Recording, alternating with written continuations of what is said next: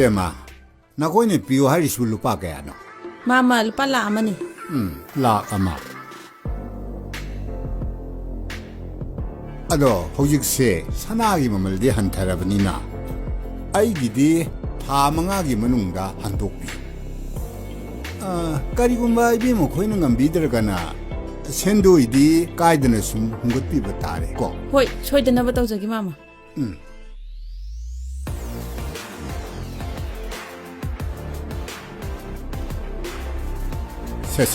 Si shubram tiyo.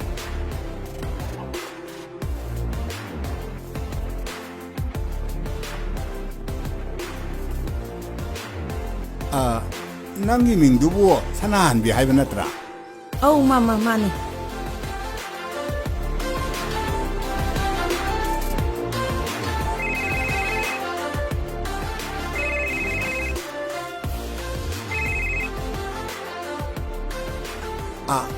Bunga, nangu di mapur yora bro. Sibu kana oibirabno. Kainun hai, adu isa nupagi phone ni na. Ibe mabu kana no. Si Kangpokpi hospital lagi tawjarakpane. Ha. Kangpokpi hospital dagiya. Hoi. Kai doraba? Ai sa kai doraba? Phone sigi mapu se accident ama thokpadagi hospital sida lairaba. Ha, accident thoe aba. Yam thina serious oibadi natteda. Adubu pabum khara thuna mafam sida lakpiragadi phagani. Ish. Kari no ne hairisuba. Kai tawbada suino mama. Dimapurda mamanabam unani ni chakhini ne adu se shokpuni ne sa si pasalo manghangan ko phare no yoro no Salugi mama.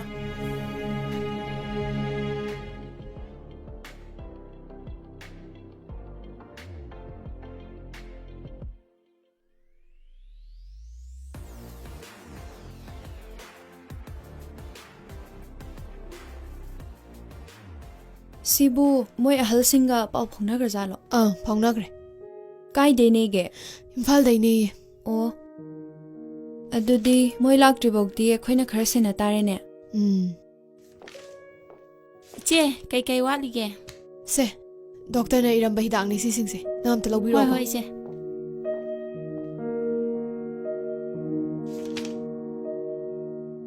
Sibu pakhangoi jala ne masak ka di haiphet adum yeng be ai ne Nang suba tanja sida ba.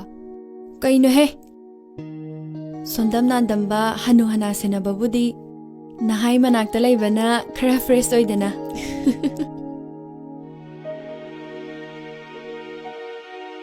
Sheshe.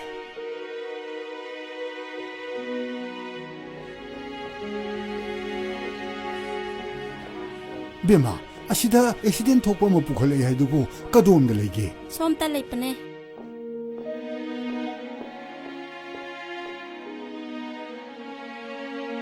Bema, kayam thine soke sibo. Yam hena serious oibadi natteda pau. Kokta di khar sokre. Kam hain tokine haige sibo. Ma gari thaina bada sorokina la amada tasan bane. Oh, Manakta leiramba chingmi kharana mafam asida bukhat pirakpane. ish. Unthokpani da ko. Isaung mateng pangbira khiba mioi singado. Yai phaba oshino. babu hida kapagi ngahaktang tunggisno haudok piganu ko Hoi Bema. Lao.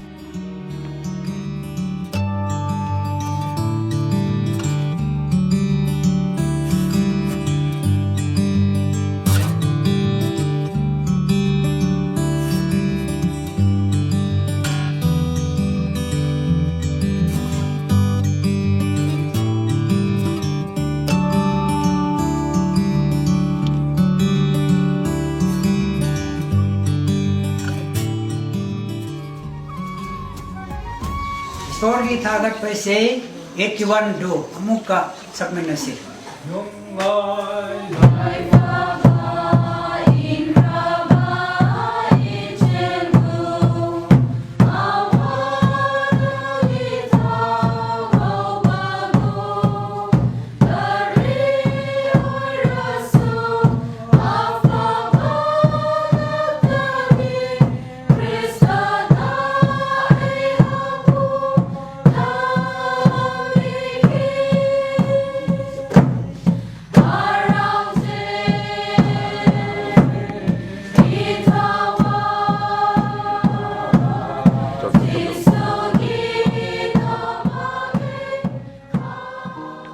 Good morning, Tamo. Morning. Hidak kapsiko. Kapagi ko. Nabra ne. Yam naibo. Upa mande ko. Fajana naibo. Siksa nang si Maitay ra. Manbra. Maitay yam male. Mala di urmbaswe. Siksa, Kari. ming du khangjaw ba yagadra. Anabado hana phago ko.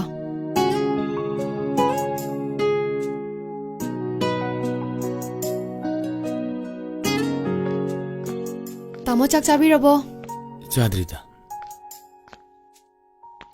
Hakjang thuna phagatnaba prayer toksiko. Aikoi isai saklake. Isai mayek to asida leire. Siyenga saglo. Aikoi rauna mahana saklake. Adugi matungda tamosu tuminbiro. Yai.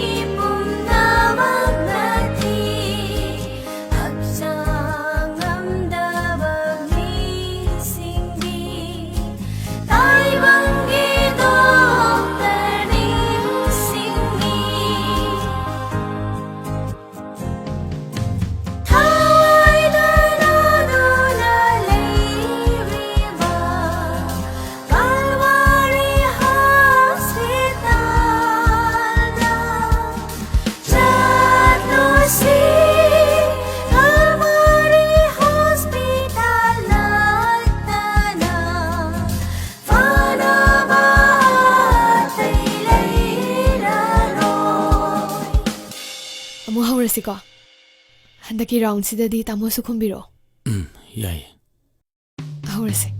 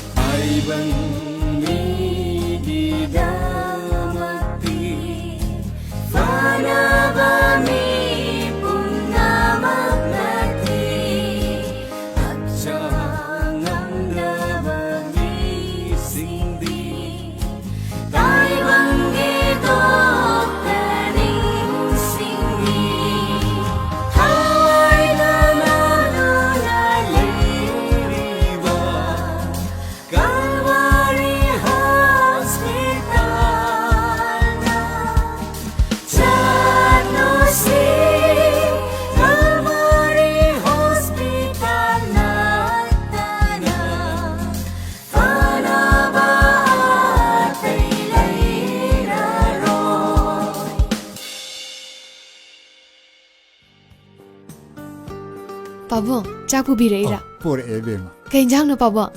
Nga thongmanin he. Hoy adidi babung pija bi horo. Chala sila. Chalasi. Hoi hoi hoi. Nga. Sak sak.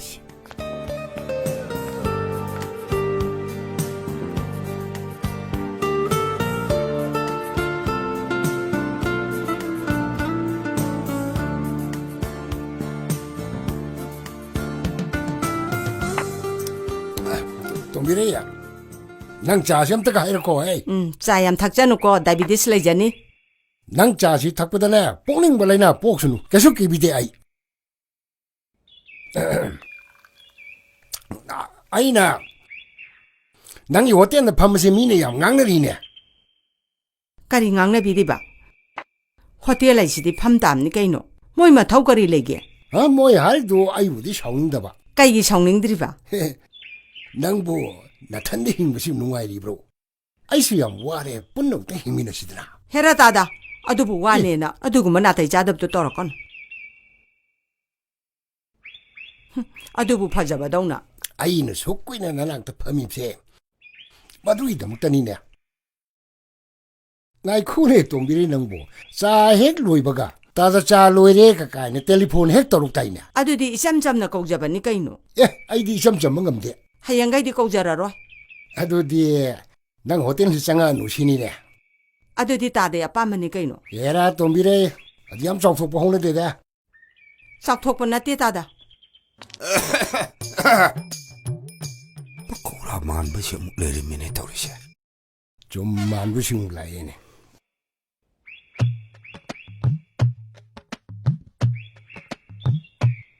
ꯇꯣꯝꯕꯤꯔꯦ ꯆꯥ ꯑꯝꯇ ꯊꯛꯀꯦꯍꯦ ꯅꯪꯒꯤ ꯆꯥꯁꯤ ꯅꯣꯡꯃꯩ ꯊꯛꯍꯧꯗ꯭ꯔꯕꯗꯤ ꯄꯨꯛꯅꯤꯡꯁꯤ ꯂꯩꯇꯥꯕ ꯉꯝꯗꯦꯅꯦ ꯁꯦ ꯇꯥꯗ ꯇꯟꯁꯨ ꯄꯤꯔꯛꯎ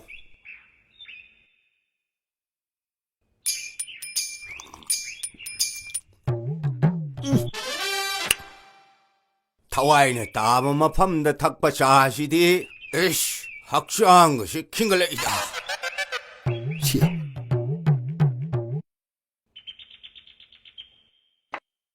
ꯍꯩ ꯉꯥꯏꯈꯣ ꯇꯣꯝꯕꯤꯔꯦ ꯅꯪꯕꯨ ꯁꯦꯡꯒ ꯆꯤꯟꯗ꯭ꯔꯅꯦ ꯍꯥꯏꯔꯛꯎꯅꯦ ꯆꯤꯜꯂꯗꯤ ꯆꯤꯟꯗꯦꯗ ꯇꯥꯗ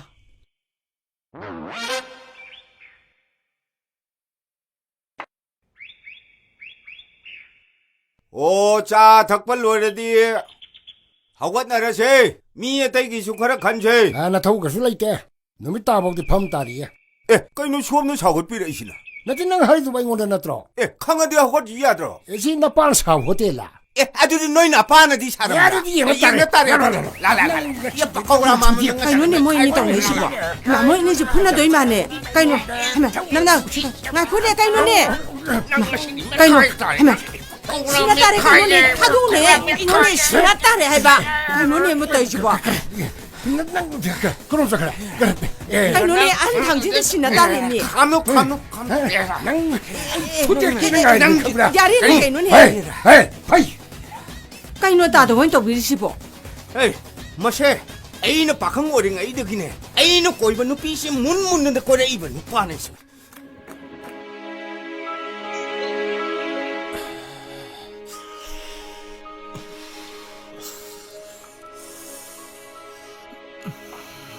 ꯇꯥꯃꯣ ꯍꯛꯆꯥꯡ ꯅꯨꯡꯉꯥꯏꯇꯕ ꯌꯥꯎꯕ꯭ꯔꯥ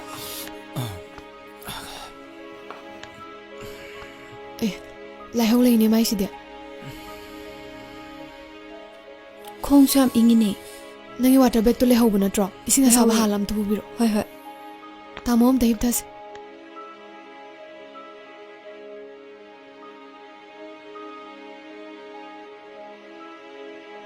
ꯇꯥꯃꯣꯁꯦ ꯎꯔꯤꯕꯣ ꯀꯥꯏꯋꯥꯏꯗꯩꯅꯦꯕ ꯂꯥꯏ ꯈꯨꯔꯨꯝꯕꯤ ꯂꯩꯕ ꯑꯗꯨꯋꯥꯏꯗꯩꯅꯦ ꯀꯩ ꯊꯕꯛ ꯇꯧꯕꯤꯒꯦ ꯊꯕꯛ ꯇꯧꯗ꯭ꯔꯤꯗ ꯑꯣ ꯄꯥꯕꯨꯡꯒꯤ ꯕꯤꯖꯤꯅꯦꯁꯇ ꯃꯇꯦꯡ ꯄꯥꯡꯕꯅꯦ ꯑꯣ ꯄꯥꯕꯨꯡꯗꯤ ꯀꯩ ꯕꯤꯖꯤꯅꯦꯁ ꯇꯧꯕ ꯖꯨꯋꯦꯂꯔꯤ ꯍꯥꯡꯕꯅꯦ ꯑꯣ ꯁꯦ ꯅꯪ ꯄꯥꯏꯍꯧꯔꯣ ꯑꯩ ꯑꯁꯣꯝꯗꯅꯦ ꯑꯅꯥꯕ ꯑꯃ ꯁꯦꯔꯤꯌꯁ ꯑꯣꯏꯍꯧꯔꯦꯕ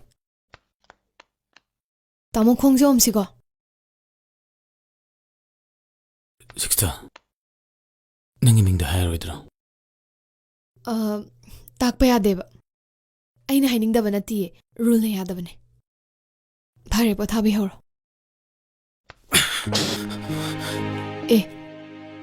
ꯀꯩꯅꯣ ꯑꯩ ꯆꯠꯈ꯭ꯔꯅꯤ ꯑꯩ ꯃꯐꯝꯁꯤ ꯂꯩꯔꯔꯣꯏ ꯍꯩꯃꯩꯃ ꯀꯩꯅꯣ ꯅꯥꯕꯁꯨ ꯐꯠꯇ꯭ꯔꯤꯉꯩꯅ ꯀꯃꯥꯏꯅ ꯆꯠꯇꯣꯏꯅꯣ ꯑꯩ ꯆꯠꯈ꯭ꯔꯒꯦ ꯍꯩꯃꯩꯃ ꯉꯥꯏꯈꯣ ꯑꯩ ꯍꯥꯏꯔꯒꯦꯁꯦ ꯍꯤꯞꯊꯧꯁꯦ ꯑꯝꯇ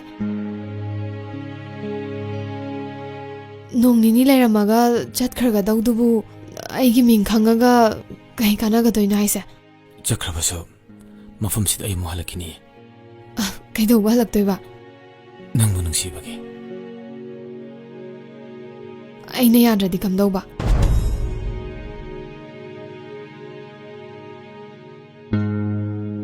ꯍꯩꯃ ꯁꯦ ꯑꯩ ꯍꯥꯏꯔꯒꯦꯕ ꯃꯤꯡ ꯍꯪꯗꯣꯛꯑꯁꯦ ꯑꯩꯒꯤ ꯃꯤꯡ ꯊꯔꯣ ꯑꯁꯪꯕꯤ ꯀꯧꯋꯦ ꯑꯩ ꯁꯦꯔꯧꯗꯩꯅꯦ ꯑꯗꯣ ꯑꯩꯒꯤ ꯃꯤꯡꯁꯦ ꯃꯤ ꯃꯃꯥꯡꯗꯗꯤ ꯀꯧꯔꯛꯀꯅꯨꯀꯣ ꯁꯤꯁꯇꯔ ꯍꯥꯏꯅ ꯁꯨꯝ ꯀꯧꯔꯛꯑꯣ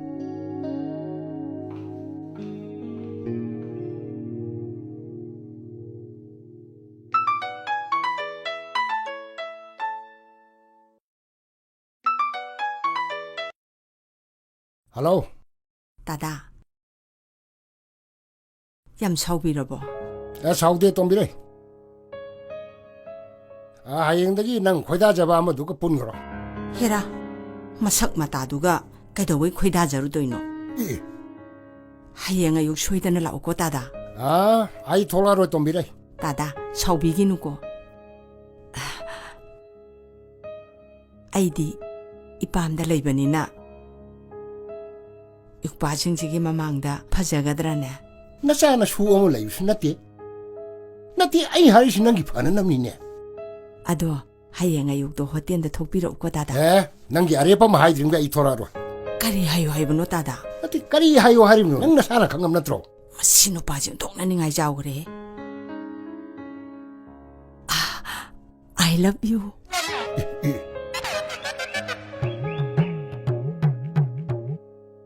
ꯐꯔꯦ ꯅꯪ ꯍꯧꯖꯤꯛꯀꯤ ꯋꯥꯍꯩꯗꯨꯃꯛ ꯃꯦꯁꯦꯖ ꯏꯔꯒ ꯊꯥꯔꯛꯑꯣ ꯍꯣꯏ ꯊꯥꯔꯛꯑꯒꯦ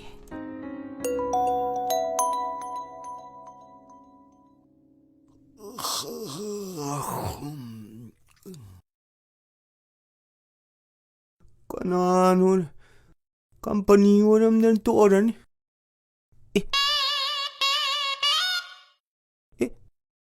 ꯇꯣꯝꯕꯤꯔꯩꯅꯤꯅꯦꯍꯦ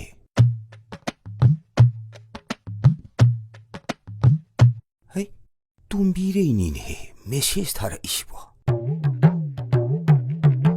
ꯀꯔꯤ ꯍꯥꯏ ꯏꯔꯛꯏꯖꯥꯠꯅꯣ I love you.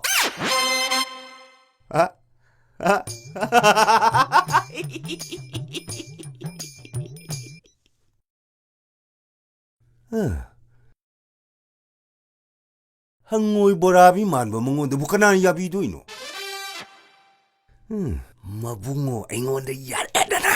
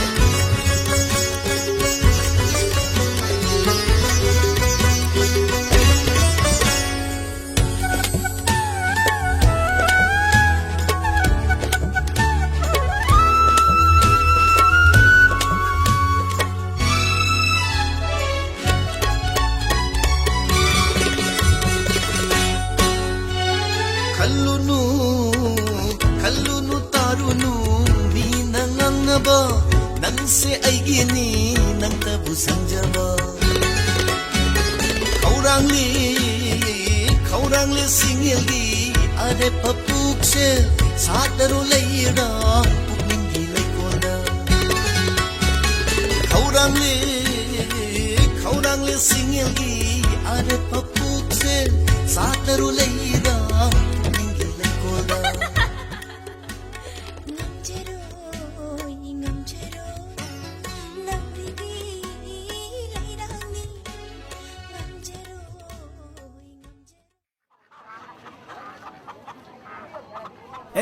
ấy lại ngasi khara theng to khre tingeda kamai to rei no tingi ne nang ai bde di waram ni ne e la ba to ba nan tho khre madu ta na ba ai je chadong thong mo khai la e nan thok kra ba phang hau dra ba kanai phang ga gi nung ga thom da tum sir ba ni du de ge ni saw de na ta na ba nang si tum cha je ron pi thom e nang de pukchen chawe hai e ai bu de ha de gi tum pukchen chaw ri du di chawe ngai kho nang bu khlang ka kaw ra bro sai na ko re da e han dang la ko do ai ngun tha jalo ko ai khlang ka mu de kaw ge ba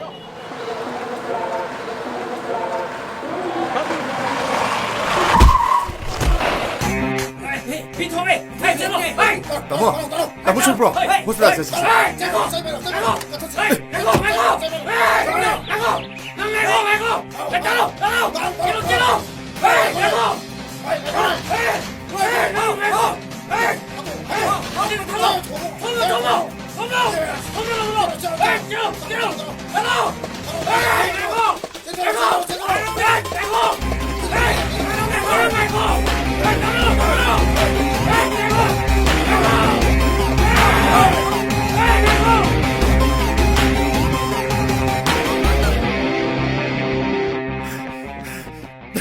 자, 이 봉도 가.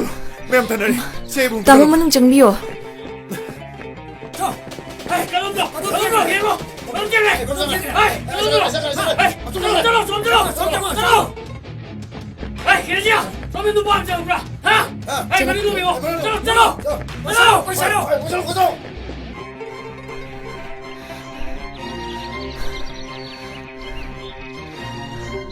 Harias mayam chai nung pai lai su kai do yor ge mi ha kai do yor ge ina nupam thong cheng re adu ki tan Look at this, had to do the na kwena na abdu hana doctor pura bari pharo idra hemi no di hekta halo wa ta darang mone ba Hera ai yar sa lo modu phang nam thi kaya ma thong tham che la mo chalo Abajan, nupado ina kale, imong da leiban. ha ichana kale ba Hoy.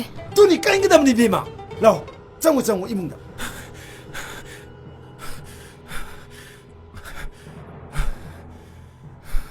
Tamo. Ako ay pazan lai. Baba. ibungo kamai to khibeno Baba e yam kan thorok pusinati. Nakan dei nupa do phatlaw ngai jalak pane. oh Kana theng khibsinati. Ai di hospital la puge na kan hona jabane. Mayam duna chaitu bo to bo. Halo tanak pu dai shu. Thawai hin na ba dum chela baba. nang na cherli bedo khwadi lai bu pharbani na kho icha di karai da gino Ai Friday na baba. khrai da gi lema ibungo gi phiro chin ngai tre khong khlang no bisinga thorang tor chu sar yungo hore nim da waram ne mam sele ba kan da ne ipa ne nang nei phau thin ge nang kai da khalu nu ipa le punna ipa na loi mak phana ba sin ge ni ko Hoi baba. ma na bungi phiro choli be se yeng ban ngai tre Oh, nang khal Pasan. su du hong to lu Oh. he kai khalu nu ipa le Ichal gi mengdi ke ko ba. Razia kawe. Ngasi ichal nai gi thawai kan bi bane. Ichal gi singmanga maroi da bala mana ma tole. Kai dei no da. Tamo. Khongko hamtung na ba tawrsi, maning jangsi. Hoi.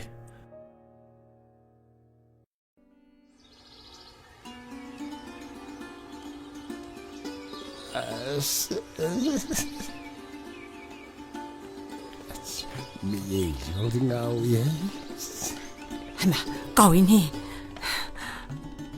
Cầm đầu ý. Ai tần mang bây giờ rồi cô. Aka ba si sa ga dam. Pani pani. Mami siga. Loi cha de ya rồi cô.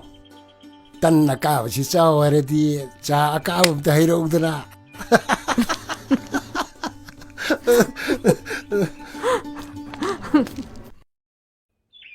ꯅꯨꯡꯁꯤꯒꯗꯕ ꯁꯅꯤ ꯑꯃꯃꯨꯛ ꯂꯥꯛꯑꯦ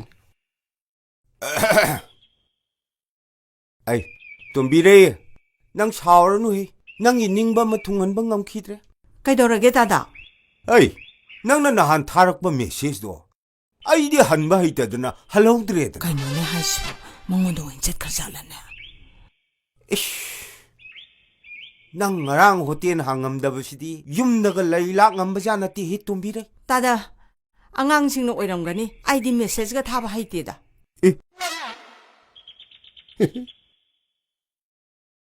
아이디 응원다라 이제 와칸 와이 토우리.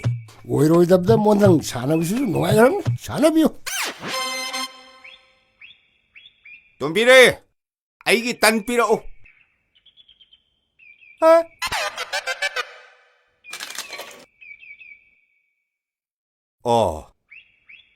호텔ꯗꯒꯤ ꯍꯨꯟꯗꯣꯛꯄ ꯇꯜ ꯑꯀꯥꯕ ꯈꯨꯜꯂꯒ ꯆꯥꯕ ꯃꯤꯁꯨ ꯂꯩꯕꯖꯥꯠ ꯑꯣꯏꯔꯦꯀꯣ ꯇꯣꯝꯕꯤꯔꯦ ꯇꯟꯗꯣ ꯑꯅꯧꯕ ꯑꯝꯇ ꯄꯤꯈꯣꯍꯦ ꯁꯦꯟꯗꯣ ꯑꯩ ꯄꯤꯒꯦ ꯍꯦ ꯃꯃꯜ ꯂꯩꯔꯣ ꯄꯣꯠꯅꯤꯁꯦ ꯁꯛ ꯅꯣꯏꯅ ꯆꯥꯕ ꯐꯪꯕꯖꯥꯠ ꯅꯠꯇꯦ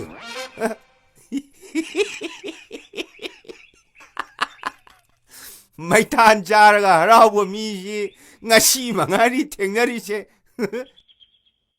ꯌꯨꯝꯗ ꯏꯁꯇꯤ ꯇꯛꯅꯕ ꯃꯩꯊꯥꯟ ꯌꯥꯝ ꯂꯩꯍꯧꯏ ꯍꯌꯦꯡ ꯄꯨꯕꯤꯔꯛꯀꯦ ꯄꯦꯟꯅ ꯆꯥꯕꯤꯌꯨ ꯍꯦ ꯅꯪ ꯀꯔꯤ ꯄꯥꯝꯃꯤ ꯃꯩꯊꯥꯟ ꯆꯥꯕ ꯅꯉꯣꯟꯗ ꯑꯩ ꯀꯩꯁꯨ ꯄꯥꯝꯗꯦ ꯅꯪ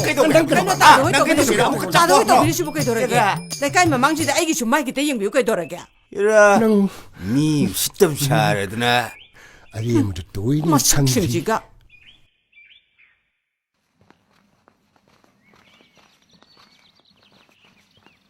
ꯑꯩ ꯅꯉꯣꯟꯗ ꯀꯩꯅꯣꯝ ꯇꯝꯗ꯭ꯔꯤꯅꯦ ꯀꯩꯅꯣ ꯍꯌꯦꯡꯗꯤ ꯗꯣꯛꯇꯔꯅ ꯁꯅꯥꯍꯜꯗꯣ ꯗꯤꯆꯥꯔꯖ ꯇꯧ ꯍꯥꯏꯈ꯭ꯔꯕꯅꯤꯀꯣ ꯍꯥ ꯗꯤꯆꯥꯔꯖ ꯇꯧ ꯍꯥꯏꯔꯕꯣ ꯍꯥꯏꯔꯦ ꯀꯩꯅꯣ ꯅꯪꯅ ꯅꯃꯤꯠ ꯑꯅꯥꯒ ꯂꯣꯏ ꯌꯨꯝꯈꯠꯂꯛꯏꯗꯨꯅ ꯀꯩꯁꯨ ꯇꯧꯗꯦ ꯕꯦꯝꯃ ꯊꯃꯣꯏꯒꯤ ꯀꯦꯃꯦꯔꯥꯅ ꯅꯝꯈꯤꯕ ꯃꯃꯤꯗꯣ ꯃꯥꯏꯊꯣꯡꯒꯤ ꯁ꯭ꯀ꯭ꯔꯤꯟꯗ ꯇꯥꯔꯛꯑꯕꯗꯣ ꯃꯁꯤ ꯅꯨꯄꯤꯁꯤꯗꯤ ꯑꯅꯥꯕ ꯐꯒꯠꯂꯛꯑꯕꯅꯤꯅ ꯅꯊ꯭ꯋꯥꯏ ꯅꯨꯡꯉꯥꯏꯔꯝꯃꯔꯣꯏꯅꯦ ꯍꯌꯦꯡ ꯍꯪꯆꯤꯠꯇꯤ ꯆꯠꯈ꯭ꯔꯅꯤ ꯏꯟꯅꯈ꯭ꯔꯒꯦ ꯍꯥꯏꯕ꯭ꯔꯣ ꯌꯥꯔꯦ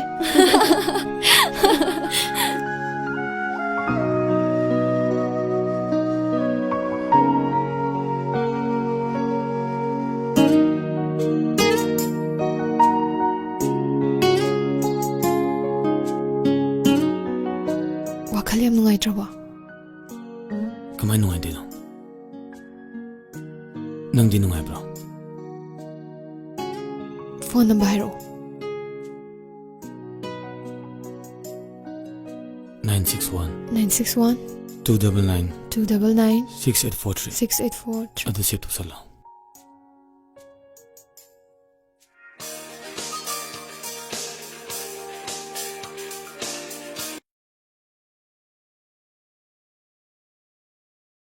ꯀꯩ ꯅꯨꯃꯤꯠꯇ ꯂꯥꯛꯄ ꯈꯨꯗꯣꯡꯆꯥꯒꯅꯤ ꯂꯥꯛꯄꯨ ꯂꯥꯛꯈꯤꯒꯗ꯭ꯔꯥꯅꯦ ꯑꯩꯕꯨ ꯊꯥꯖꯗꯕ꯭ꯔꯣ ꯑꯩ ꯉꯔꯥꯡ ꯇꯨꯝꯕ ꯌꯥꯗꯦ ꯑꯩ ꯃꯐꯝ ꯁꯥꯗꯣꯛ ꯆꯠꯅꯤꯡꯗ꯭ꯔꯦ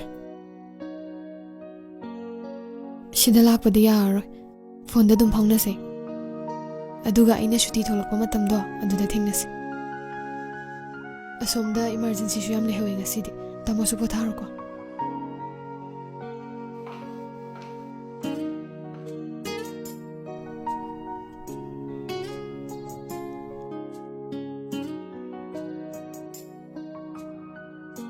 ꯕꯦꯃꯥ ꯑꯩꯈꯣꯏ ꯆꯠꯂꯒꯦꯀꯣ ꯌꯥꯝ ꯅꯨꯡꯉꯥꯏ ꯌꯥꯝ ꯐꯔꯦ ꯅꯨꯡꯉꯥꯏꯅ ꯅꯨꯡꯉꯥꯏꯅ ꯆꯠꯄꯤꯌꯨꯀꯣ ꯊꯦꯡꯛ ꯌꯨ ꯅꯪ ꯆꯠꯄ ꯇꯥꯔꯕꯣ ꯍꯣꯏ ꯆꯠꯆꯔꯒꯦ ꯁꯥꯔ ꯅꯨꯡꯉꯥꯏꯅ ꯆꯠꯂꯣꯀꯣ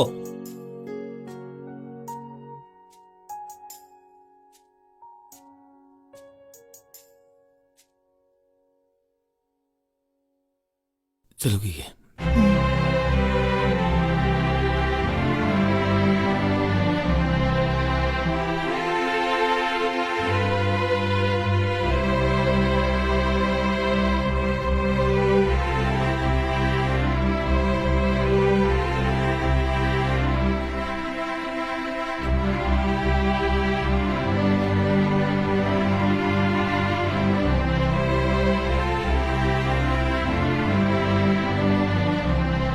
ꯏꯄꯥꯒꯗꯤ ꯀꯩꯁꯨ ꯍꯥꯏꯅꯤꯡꯉꯥꯏ ꯂꯩꯇꯦ ꯏꯕꯨꯡꯉꯣ ꯅꯈꯣꯏ ꯅꯁꯥꯅ ꯁꯥꯟꯅꯕ ꯌꯥꯅꯔꯕꯗꯤ ꯏꯄꯥꯁꯨ ꯌꯥꯏ ꯑꯗꯨꯗ ꯌꯨꯝꯒꯤ ꯑꯍꯜ ꯂꯃꯟꯁꯤꯡꯒꯤ ꯑꯄꯥꯝꯕꯗꯤ ꯃꯨꯟꯅ ꯍꯪꯕꯤꯕ ꯐꯩꯀꯣ 이마 바봉기부디 아이기 더와이 깐비르케버니나 하라오네 야이 마코이 타로 하라수 다스럽게 바봉 타락잡수 야이다 이까시다 타보이나부 시행내려버디 이빠기디 라이브 파버니 얌 농아이래 ngasi 이 누미시다 농아이나 사 탕미너시 하이 알라나수 타우잔 리브 버스노 예마 이빠 인상 시엠으로게 너희 까리까리노 더랑 떠오르고 아빠잔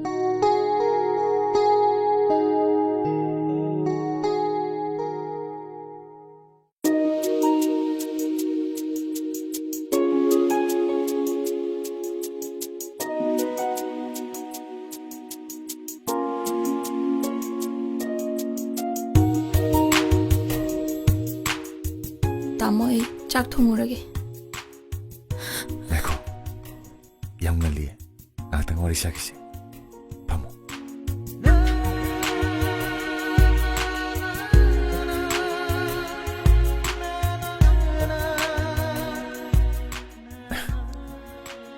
낭나 삭시파세 이거 하이시나노 하시는 분 어디 아쉽게 마틱 파세 파자바 삭두다 නුක්ෂීවන යෝංකිතන ශීවකීදම් කයින නක්ත ලයිසිදේ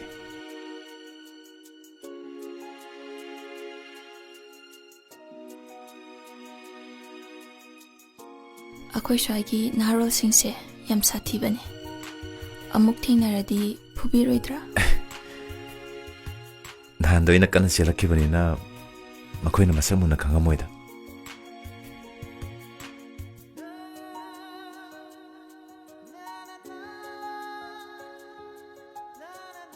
अदो इंसांगदी तामोना थोंबियुको 미 차가우부지부 자발락부 미드나 통나브라네 아이나 थोंबदा 호렌 हाउट्रदी 앵원다디 행장 마우두다기 낭나 통가 피자부터는 마말야메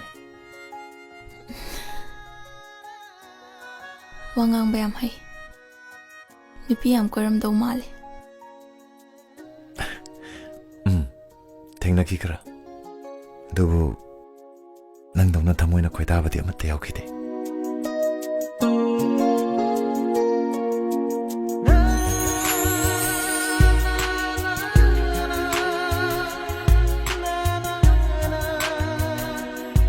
아이나 무수이나 로가니 알라이카삼 와사카노 파테 아이나 낭 로라디 더호이바 나트로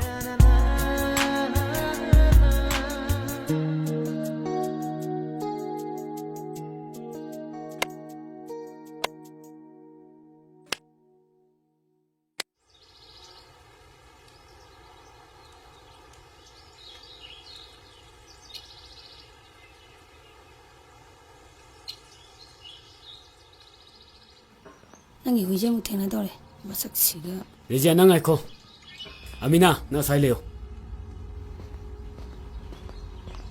그이노 낭랑 아이노나지 톨로 그이기 톨럭다바 तासिरास ए पेखायम नक्सले अदुना थोलकप संगदबने bunkhayam kok tholokpada nongon mangadro handam marsha na ingon thokchadabugum toy थौसादबने ती संगदबने hei nachin thino na ingon singnai khangano nangi mangjabu oini hei ngaiko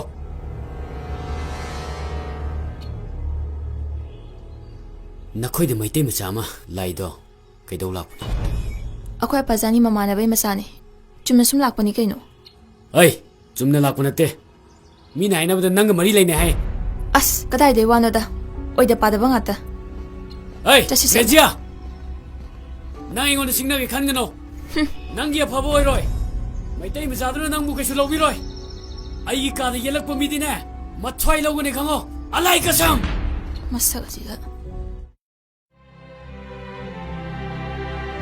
ꯑꯩꯕꯨ ꯊꯥꯖꯕ꯭ꯔꯣ ꯑꯩ ꯉꯥꯟ ꯇꯣꯡꯕ ꯌꯥꯗꯦ ꯑꯩ ꯃꯐꯝ ꯁꯥꯗꯣꯛ ꯆꯠꯅꯤꯡꯗ꯭ꯔꯦ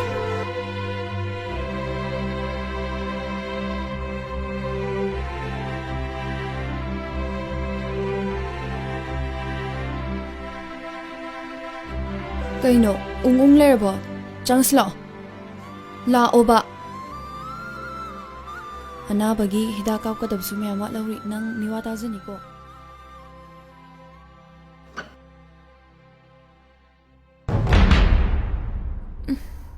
ꯇꯟꯈ꯭ꯔꯦꯗꯀꯣ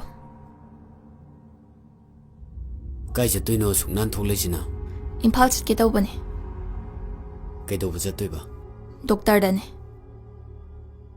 ꯅꯣꯡꯃꯥꯏꯖꯤꯡ ꯅꯨꯃꯤꯠꯇꯕꯨ ꯗꯥꯛꯇꯔ ꯆꯠꯄ꯭ꯔꯣ ꯂꯅꯥꯏꯗꯅꯤ ꯀꯩꯅꯣ ꯑꯗꯣ ꯑꯩꯉꯣꯟꯗ ꯀꯣꯛ ꯍꯥꯏꯔꯛꯎ ꯌꯥꯗ꯭ꯔꯣ ꯗꯣꯛꯇꯔꯗꯕꯨ ꯅꯪꯒ ꯆꯠꯃꯤꯟꯅꯕ ꯍꯧꯅꯕ꯭ꯔꯣ ꯃꯤꯅ ꯀꯩꯀꯩ ꯈꯜꯂꯣꯏꯗ꯭ꯔꯣ ꯔꯤꯖꯤꯌꯥ ꯂꯣꯏꯔꯕꯣ ꯑꯧ ꯂꯣꯏꯔꯦ ꯆꯠꯁꯤꯜꯂꯛꯑꯣ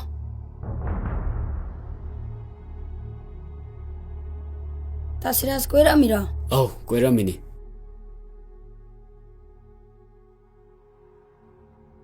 ꯑꯁꯤꯗ ꯁꯨꯝ ꯁꯦꯟꯅ ꯅꯪ ꯀꯃꯥꯏꯅ ꯇꯧꯗꯣꯏꯅꯣ ꯑꯁ ꯏꯀꯥꯏꯕ ꯌꯥꯝ ꯈꯪꯗꯦ ꯍꯣꯔꯦꯟ ꯍꯜꯂꯛꯄꯗꯤ ꯀꯃꯥꯏꯅ ꯇꯧꯗꯣꯏꯕ ꯑꯁ ꯅꯪꯒ ꯍꯜꯂꯛꯃꯤꯟꯅꯗ ꯌꯥꯔꯣꯏꯌꯦ ꯂꯝꯕꯤꯗ ꯁꯨꯝ ꯉꯥꯏ ꯂꯩꯔꯝꯅꯤꯌꯦ ꯑꯩ ꯅꯉꯣꯟꯗ ꯐꯣꯟ ꯇꯧꯔꯛꯀꯦꯀꯣ ꯍꯣꯏ ꯆꯠꯁꯤꯜꯂꯛꯑꯣ ꯑꯝꯇ ꯉꯥꯏꯈꯣ ꯍꯜꯂꯣ ꯇꯥꯃꯣ ꯑꯩ ꯊꯣꯛꯂꯛꯑꯦ ꯑꯧ ꯍꯣꯏ ꯊꯝꯃꯦ ꯆꯠꯁꯤꯜꯂꯛꯑꯣ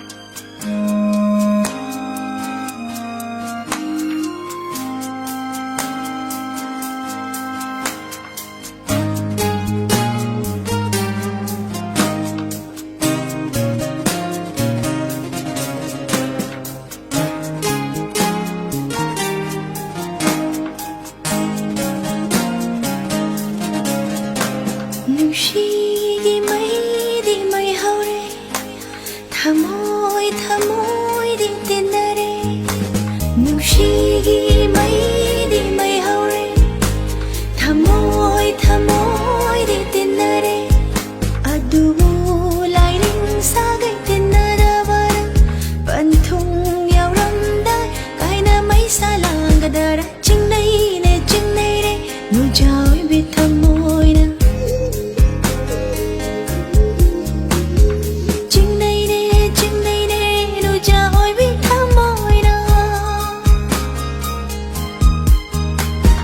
ꯆꯤꯡꯅꯕꯅ ꯋꯥꯍꯟꯒꯅꯨ ꯅꯪꯒꯤ ꯊꯃꯣꯏ ꯊꯥꯖꯗꯕꯅ ꯀꯞꯍꯟꯒꯅꯨ ꯅꯪꯒꯤ ꯄꯨꯛꯅꯤꯡ ꯆꯤꯡꯅꯕꯅ ꯋꯥꯍꯟꯒꯅꯨ ꯅꯪꯒꯤ ꯊꯃꯣꯏ ꯊꯥꯖꯗꯕꯅ ꯀꯞꯍꯟꯒꯅꯨ ꯅꯪꯒꯤ ꯄꯨꯛꯅꯤꯡ ꯂꯥꯏꯅꯤꯡ ꯂꯥꯏꯁꯣꯟꯅ ꯁꯥꯒꯩ ꯀꯥꯡꯂꯨꯞꯅ ꯂꯥꯏꯅꯤꯡ ꯂꯥꯏꯁꯣꯟꯅ ꯁꯥꯒꯩ ꯀꯥꯡꯂꯨꯞꯅ ꯃꯇꯤꯛ ꯅꯠꯇꯦ ꯊꯤꯡꯕꯒꯤ ꯅꯨꯡꯁꯤꯕꯒꯤ ꯃꯐꯝꯗ ꯃꯇꯤꯛ ꯅꯠꯇꯦ ꯊꯤꯡꯕꯒꯤ ꯅꯨꯡꯁꯤꯕꯒꯤ ꯃꯐꯝꯗ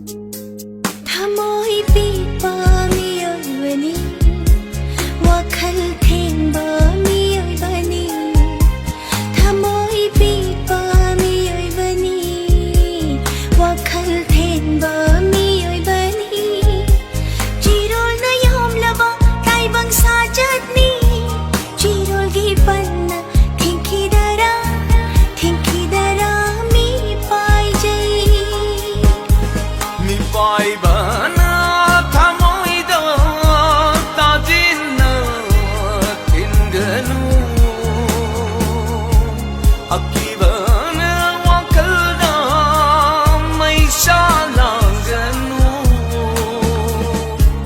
ꯅꯪꯒꯤ ꯑꯩꯒꯤ ꯅꯨꯡꯁꯤꯕꯅ ꯑꯁꯦꯡꯕꯃꯛꯇ ꯑꯣꯏꯔꯗꯤ ꯂꯩꯔꯤ ꯑꯩꯈꯣꯏꯒꯤꯁꯨ ꯃꯄꯨ ꯁꯛꯎꯗꯕ ꯃꯄꯨ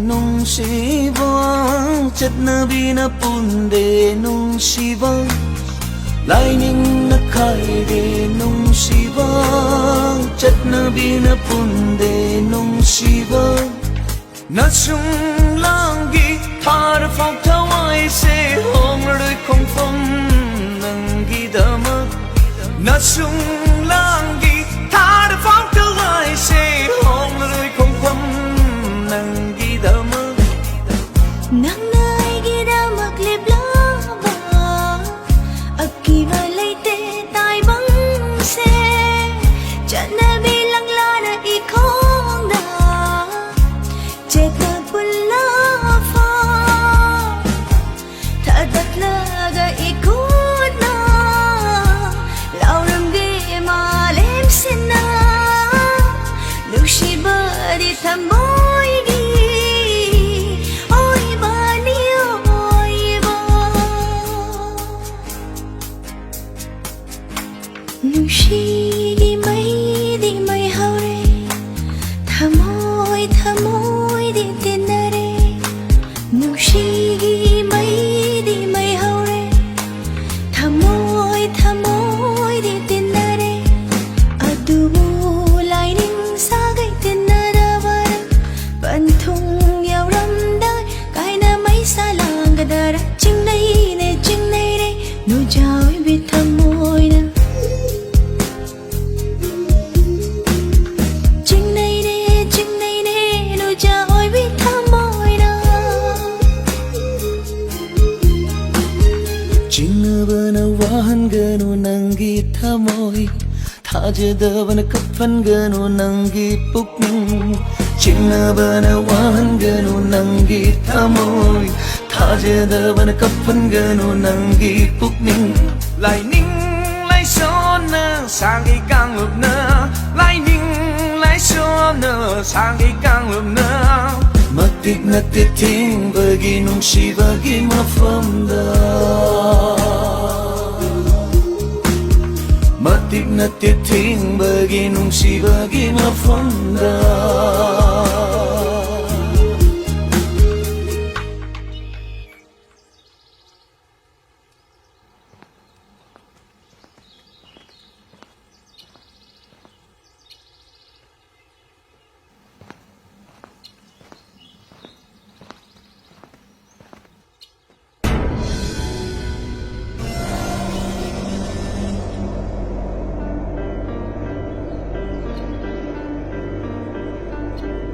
Rezia, hey, Echo.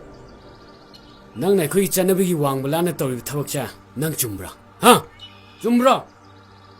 Hey, lao just lao. Hey, lao.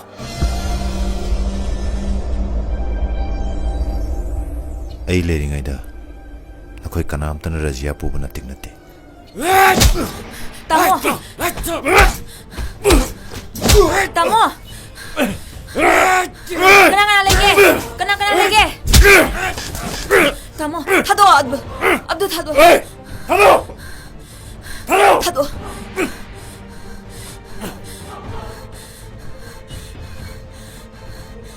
Hey! Hey! Hado! Matado! Hey! Yelag halura! Hey, sila! Nupi nga napang pulo ka na. Narile, degi na slow!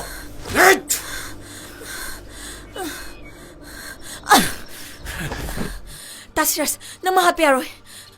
Hando! Yaroy. Hey! Kayo dito! Ha? Chalo! Chalo! Chalo! Tamo. Chalo! Ikistote. Itaw, thank you. Itaw na kasi ay buwan na umapumang pupire. Matang chan thang na wase. Ay sila fabni. Ichanji na kai dige. Ay yaw nga tilurase. Uweri pibam sida ay mabu tadoke pamdre itaw. Yumda pukrake. Tamo.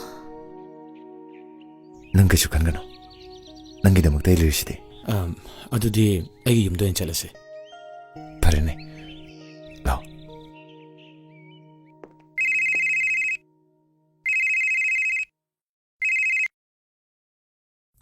ꯕꯨꯡꯉꯣ ꯀꯩꯗꯧꯔꯦ ꯍꯥ ꯌꯨꯝꯗ 이빠 ꯆꯪꯉꯛꯑꯦ 어머니ꯊꯝꯃꯣ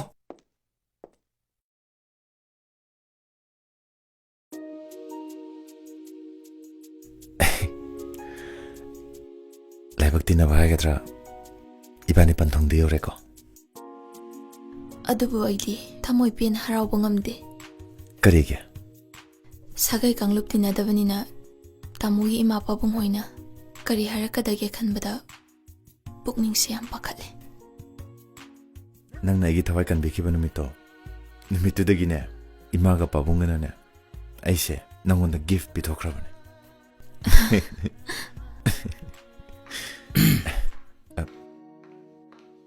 ꯑꯩ 이따오는 사실로 레이로 ꯌꯨꯝꯁꯤꯗ ꯄꯥꯕꯨꯡꯒ ꯑꯩꯗꯅ ꯂꯩꯔꯤꯁꯦ ꯑꯗꯨ ꯑꯣꯏꯔꯒ ꯅꯪ ꯉꯁꯥꯏ ꯀꯣ ꯍꯥꯏꯔꯒ ꯌꯥꯗ꯭ꯔꯣ ꯃꯥ ꯂꯣꯜꯂꯁꯨ ꯌꯥꯕꯗꯨꯕꯨ ꯑꯩꯁꯨ ꯍꯥꯏꯁꯤꯔꯅꯗꯤ ꯈꯜꯂꯝꯕꯅꯦ ꯑꯗꯨꯗꯤ ꯏꯀꯥꯏꯗ꯭ꯔꯅ ꯍꯥꯏꯗ꯭ꯔꯕ 그다 짜증 나요 두보 ꯄꯥꯕꯨꯡ ꯄꯥꯕꯨꯡ ꯅꯆꯥ ꯈꯨꯔꯨꯝꯖꯔꯤ ꯄꯥꯕꯨꯡ 야래 펑 이사싱디 그다이더기노 ꯄꯥꯕꯨꯡ ꯑꯩꯕꯨꯗꯤ ꯈꯨꯔꯥꯏꯗꯩꯅꯤ ꯑꯗꯨꯒ ꯃꯥꯅ 따라하이 무슬림 ꯈꯨꯟꯗꯒꯤ 그ꯩꯁꯨ 까이데 미오이버디 누시나르가 로레 아도 윰다디 바우 삐크라브라 ꯄꯥꯕꯨꯡ ꯑꯩ ꯑꯣꯏꯅ ꯆꯠꯂꯨꯒꯦ ꯇꯧꯕꯅꯦ 파레 농아인 레이토 샤싱시디 영어에 이방아 레루게 싹두디 이몽로 동다리네 레르모 ꯆꯥ ꯂꯧꯗ꯭ꯔꯕꯅꯤꯅ ꯆꯥꯛꯇꯨꯗꯤ ꯊꯣꯡꯗꯕ ꯌꯥꯔꯣꯏꯗꯧꯔꯤ 이사는 것이 농아여 빠우 부르고시디네 이빠고이 삐래 하행 알라번 가르뿌르가 아이 빠우 하이도 오르게 우리 아빠 뭐 뚱이나 쪼는 롱독비를 노래게노 ꯈꯪꯗꯦꯗ ꯏꯕꯨꯡꯉꯣ ꯃꯉꯣꯟꯗ ꯊꯣꯛꯏꯕ ꯈꯨꯗꯣꯡꯊꯤꯕꯁꯤꯡꯁꯦ ꯑꯀꯟ ꯉꯥꯛꯇꯅꯤ ꯎꯀꯜ ꯂꯩꯕ ꯍꯥꯏꯒꯗ꯭ꯔꯥ ꯁꯨꯝ ꯃꯤꯅ ꯍꯦꯛꯇ ꯀꯟꯕꯤꯔꯛꯏ ꯍꯟꯗꯛꯁꯨ ꯏꯕꯨꯡꯉꯣꯅ ꯀꯟꯕꯤꯔꯛꯏ 이마 이붕어기 떠불만 부치기 가우자로이 붕어디 타버 인간 거 떠오라브라 ꯑꯩ ꯇꯧꯖꯗ꯭ꯔꯤꯌꯦ ꯄꯥꯕꯨꯡ 어두디 거리 클래스디 로레 MCAꯗꯤ ꯂꯣꯏꯖꯔꯦ ꯄꯥꯕꯨꯡ 어두디 이빠는 능기 타버 뭐 쏘이드니 샬라게 너희 뻥세 이붕어 텔레콤 오피스다 제너럴 매니저 오이나 레이리 이마 아도 이붕어 한덕 무엇이 거로 보겠네 이빠는 쏘이드는 뭐 혼나라게 난기 모로에버도 고빈층도 하이먹틸로 오고 ꯍꯣꯏ ꯄꯥꯕꯨꯡ ꯑꯩ ꯁꯣꯏꯗꯅ ꯊꯤꯟꯖꯔꯛꯀꯦ 파레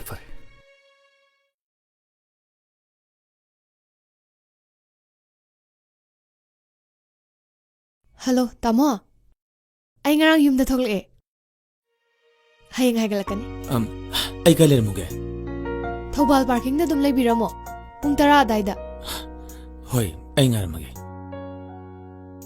ꯇꯥꯃꯣ ꯅꯨꯡꯉꯥꯏꯕꯤꯔꯤꯕꯣ ꯑꯩ ꯌꯥꯝ ꯁꯥꯎꯏꯗ ꯀꯩꯒꯤꯅꯣ ꯑꯁꯨꯛ ꯀꯨꯏꯕꯁꯦ ꯅꯪ ꯐꯣꯟ ꯁꯨꯡꯇꯧ ꯇꯧꯔꯛꯇꯦ ꯑꯩꯅ ꯇꯧꯕꯁꯨ ꯄꯥꯏꯔꯛꯇꯦ ꯌꯥꯗꯗꯅ ꯇꯧꯕꯅꯤ ꯁꯥꯎꯒꯅꯨ ꯑꯩꯅ ꯆꯠꯈꯤꯕꯗꯒꯤ ꯅꯪꯗꯤ ꯃꯌꯥꯝ ꯑꯃ ꯊꯦꯡꯅꯔꯕꯅꯤꯅ ꯑꯩꯒꯤ ꯋꯥꯈꯜꯒ ꯀꯥꯎꯔꯝꯃꯅꯤꯅꯦ 이씨 ꯑꯩꯅꯅꯦ ꯇꯥꯃꯣꯕꯨ ꯊꯃꯣꯏ ꯁꯦꯡꯅ ꯅꯨꯡꯁꯤꯕꯃꯛꯇ ꯑꯣꯏꯔꯗꯤꯅꯦ ꯅꯕꯨꯛꯇ ꯄꯠꯆꯅꯤꯀꯣ ꯑꯗꯨꯕꯨ ꯄꯠꯇꯤ ꯄꯠꯀꯅꯨ ꯍꯌꯦꯡ ꯑꯩꯒꯤ ꯃꯥꯡꯖꯕ ꯑꯣꯏꯔꯛꯀꯅꯤ ꯈꯪꯗ꯭ꯔꯦꯗ ꯊꯔꯣ ꯑꯁꯪꯕꯤ ꯅꯪ ꯑꯩꯕꯨ ꯑꯁꯨꯛꯀꯤ ꯃꯇꯤꯛ ꯋꯥꯍꯜꯂꯦ ꯄꯨꯛꯅꯤꯡꯁꯦ ꯉꯥꯛꯇꯪ ꯄꯣꯊꯥꯕ ꯐꯪꯗꯦ ꯅꯪꯒꯤ ꯋꯥꯈꯜ ꯁꯨꯝ ꯎꯝꯗꯅꯇ ꯂꯩ ꯑꯩꯁꯨ ꯀꯩꯝꯇ ꯇꯧꯕ ꯌꯥꯗꯕꯅꯤꯅ ꯌꯥꯝ ꯋꯥꯏ ꯇꯥꯃꯣꯒꯤ ꯃꯣꯕꯥꯏꯜ ꯅꯝꯕꯔꯁꯦ ꯌꯦꯡꯂꯒ ꯊꯃꯣꯏꯒꯤ ꯃꯩꯆꯥꯛꯁꯦ ꯈꯪꯖꯩꯅꯦ ꯑꯁ ꯑꯩ ꯑꯃꯨꯛ ꯀꯥꯡꯕꯤꯗ ꯂꯥꯛꯑꯒ ꯑꯦꯛꯁꯤꯗꯦꯟ ꯇꯧꯍꯜꯂꯁꯤꯔ ꯈꯪꯗꯦ ꯍꯥꯏꯗꯤ ꯑꯗꯨꯃꯥꯏꯅ ꯀꯥꯇꯨ ꯀꯔ ꯉꯥꯡꯅꯨ ꯍꯌꯦꯡ ꯁꯣꯏꯗꯅ ꯂꯩꯕꯤꯔꯝꯃꯣꯀꯣ ꯑꯗꯨꯗꯤ ꯑꯗꯨꯒ ꯑꯩ ꯀꯥꯡꯄꯣꯛꯄꯤ ꯌꯧꯅꯕ ꯑꯃꯨꯛ ꯊꯤꯟꯕꯤꯌꯨꯀꯣ ꯍꯣꯏꯅꯦ ꯊꯤꯟꯒꯦꯅꯦ ꯑꯩ ꯅꯪ ꯂꯝ ꯈꯥꯡꯗꯧ ꯃꯌꯥꯝ ꯑꯩ ꯍꯌꯦꯡ ꯁꯣꯏꯗꯅ ꯉꯥꯏꯔꯝꯃꯒꯦ ꯊꯝꯃꯦ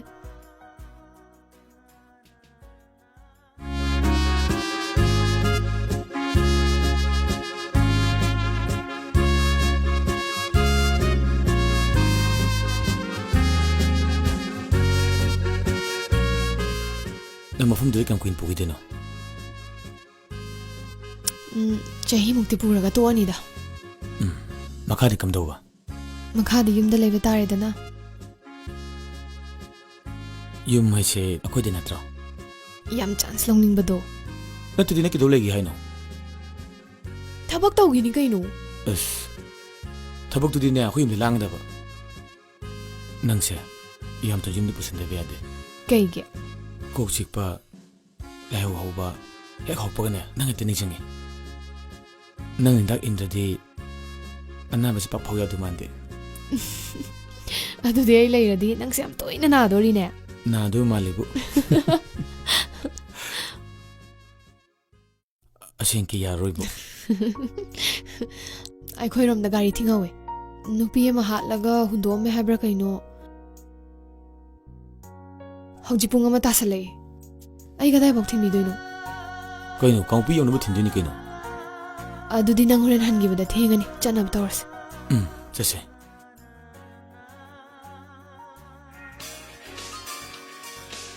ꯉꯥꯏꯈꯣ ꯌꯥꯏꯐꯕꯤꯅꯦ ꯅꯪ ꯋꯥ ꯉꯥꯡꯀꯅꯨꯀꯣ ꯌꯥꯏꯐꯕꯤ ꯑꯣ ꯑꯩ ꯏꯝꯐꯥꯜ ꯌꯧꯔꯛꯑꯦ ꯅꯪ ꯉꯁꯤ ꯂꯥꯛꯄ ꯌꯥꯔꯣꯏꯌꯦ ꯍꯟꯈ꯭ꯔꯣ ꯀꯩꯒꯤ ꯀꯥꯡꯄꯣꯛꯄꯤꯗ ꯏꯔꯥꯡ ꯑꯆꯧꯕ ꯑꯃ ꯊꯣꯛꯑꯦ ꯒꯥꯔꯤꯁꯨ ꯑꯝꯇ ꯆꯦꯟꯗ꯭ꯔꯦ ꯍꯩꯃ ꯀꯩꯗꯧꯉꯩ ꯐꯥꯎꯅꯣ ꯉꯁꯤ ꯈꯛꯇꯅꯤꯗ ꯍꯌꯦꯡ ꯉꯟꯅ ꯍꯥꯏꯒꯠꯂꯛꯑꯣ ꯑꯣ ꯍꯣꯏ ꯍꯣꯏ ꯐꯔꯦ ꯀꯥꯡꯄꯣꯛꯄꯤꯗꯁꯨ ꯌꯥꯝ ꯀꯟꯅ ꯏꯔꯥꯡ ꯇꯧꯔꯤ ꯍꯥꯏꯌꯦ ꯀꯃꯥꯏꯅ ꯇꯧꯅꯤ ꯁꯤꯗꯤ ꯐꯔꯦ ꯀꯩꯅꯣ ꯑꯗꯨꯗꯤ ꯏꯕꯥꯅꯤ ꯆꯦꯟ ꯇꯥꯔꯦꯗꯅ ꯌꯥꯔꯣꯏꯍꯦ ꯀꯥꯏꯗꯩ ꯋꯥꯅꯣ ꯅꯪ ꯀꯃꯥꯏꯅ ꯆꯠꯀꯦ ꯍꯥꯏꯅꯣ ꯑꯝꯇ ꯍꯥꯏꯌꯨꯅꯦ ꯏꯔꯥꯡ ꯃꯔꯛꯇꯨꯗ ꯑꯩ ꯅꯪ ꯒꯥꯔꯤ ꯊꯤꯟ ꯉꯝꯃꯣꯏꯀꯣ ꯀꯥꯟꯗꯦ ꯑꯩꯈꯣꯏ ꯌꯨꯝ ꯆꯠꯁꯦ ꯌꯥꯔꯣꯏ ꯍꯥꯏꯕ ꯆꯍꯤ ꯑꯃꯃꯨꯛꯇꯤ ꯂꯩꯈꯤꯗ ꯌꯥꯔꯣꯏ ꯑꯗꯣ ꯅꯪ ꯀꯃꯥꯏꯅ ꯆꯠꯀꯦ ꯍꯥꯏꯅꯣꯕ ꯍꯣꯇꯦꯜ ꯑꯃꯗ ꯑꯩ ꯊꯤꯟꯕꯤꯔꯣ ꯍꯌꯦꯡ ꯑꯗꯨꯝ ꯉꯟꯇꯥꯅ ꯆꯠꯆꯈ꯭ꯔꯒꯦ ꯅꯪ ꯅꯊꯟꯗ ꯍꯣꯇꯦꯜ ꯂꯩꯗꯣꯏꯕ ꯏꯊꯟꯗ ꯂꯩꯗ꯭ꯔꯗꯤ ꯀꯅꯥꯒ ꯂꯩꯗꯣꯏꯕ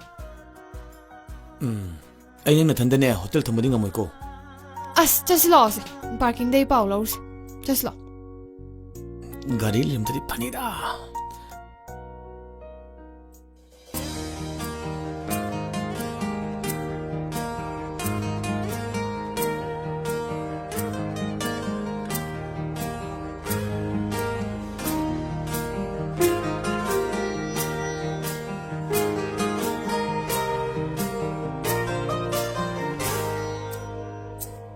Chuyện lúc sợ tâm go cô lối mình lên go Chuyện lúc sợ tâm go cô lối mình lên go Chú nó cha nó biết số mất biết sắc tâm Ni yên li mặc cái bên đôi bị mai thông ni Mà hút xa lại đến bị lơ Ý cái dơ bị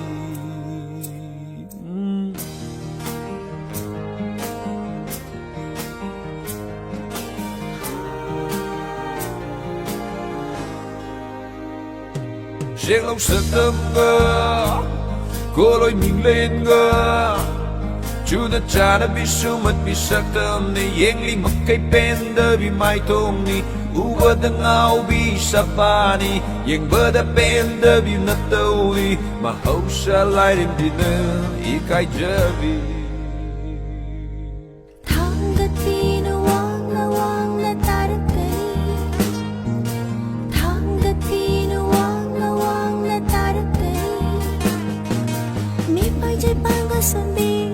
Bangga son bi no jani kau bi gano mi pai jai bangga son bi bangga son bi no jani kau bi gano upal datang je bi uri hum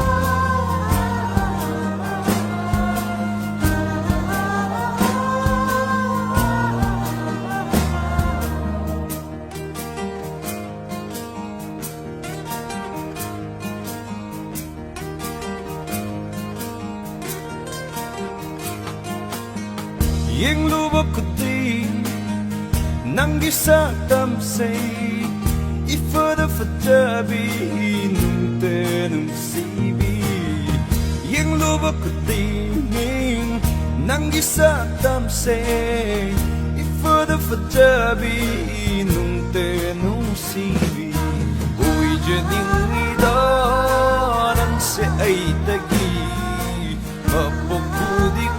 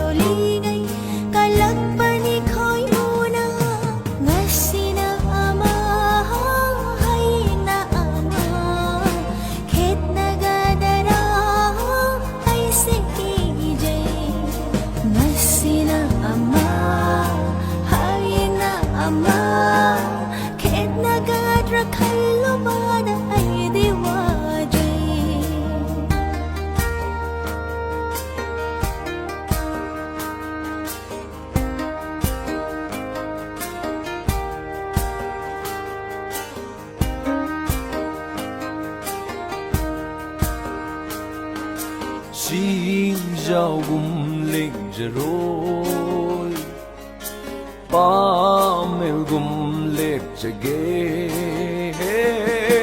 long gi lura lai je chel gum sen je nang gi nung si ipak tura long gi lura lai je chel gum tin je nang gi nung si ipak tura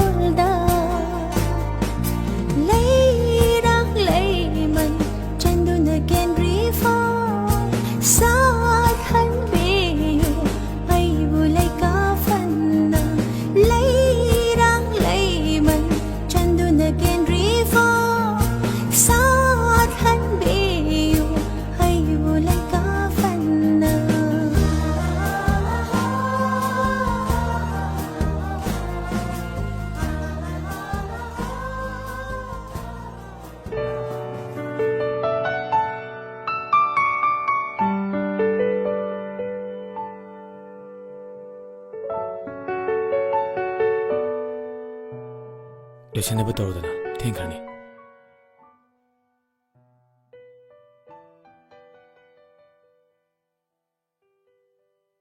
hoglo irujathonaba tawro chalo adu eragana yumda paw pigrage law lajra तानिंग दे नंग वाखल यम यावमन दे आई यम sounding मोय गक्सनर the इमा चा हेमा चारा कदाई कदाई यारे यारे इमौना थौलांबसिदी मांगोनसे पुंगान हे ngaली मोय पांग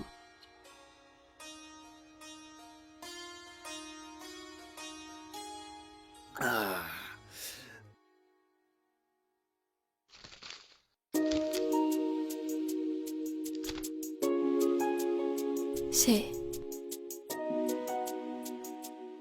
इमा होइदि पिख्रबा पिख्रे करी पिख्रबा चा पिख्रे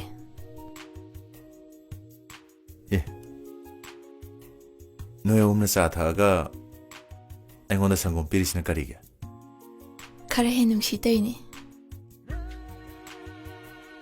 अदो नंगा इगदि मानदा यादबनिना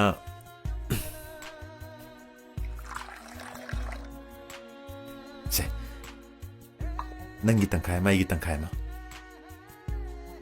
नपुरोयबगी अहानबा थौगल तौबोयना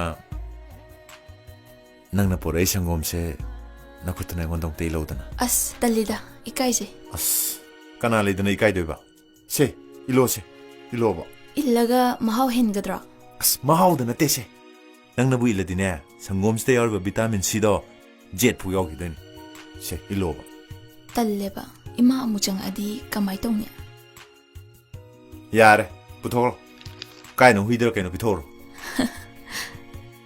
निंगाय यम चाविको इमा ने योलकपदा यम वारमनी से थाओ से नंगी नुंगसिद नंगी लकपरो मुई सो यारे पुथोर Haima नुंसिदने इलिनी ngasidi ahobo numitne khanagum seba ai lale se thaoba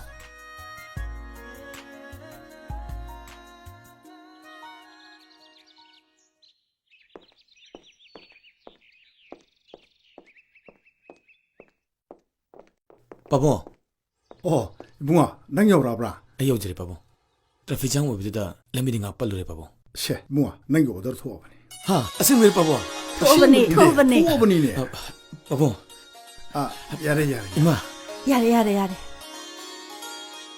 इबुंगा नंग शिलोंग तो मतम खरा लेरो ꯅꯪ ꯍꯌꯦꯡꯃꯛ ꯆꯠꯂꯒ ꯖꯣꯏꯟ ꯇꯧꯔꯣꯀꯣ. ꯍꯣꯏ ꯄꯥꯕꯨꯡ. ꯆꯪꯉꯣ ꯅꯇꯥꯎ ꯏꯃꯨꯡꯗ ꯂꯩꯍꯧꯕꯅꯤ. ꯍꯣꯏ ꯐꯔꯦ ꯆꯪꯉꯣ. 이모생세 따모. ꯍꯣꯏ ꯆꯪꯁꯤ.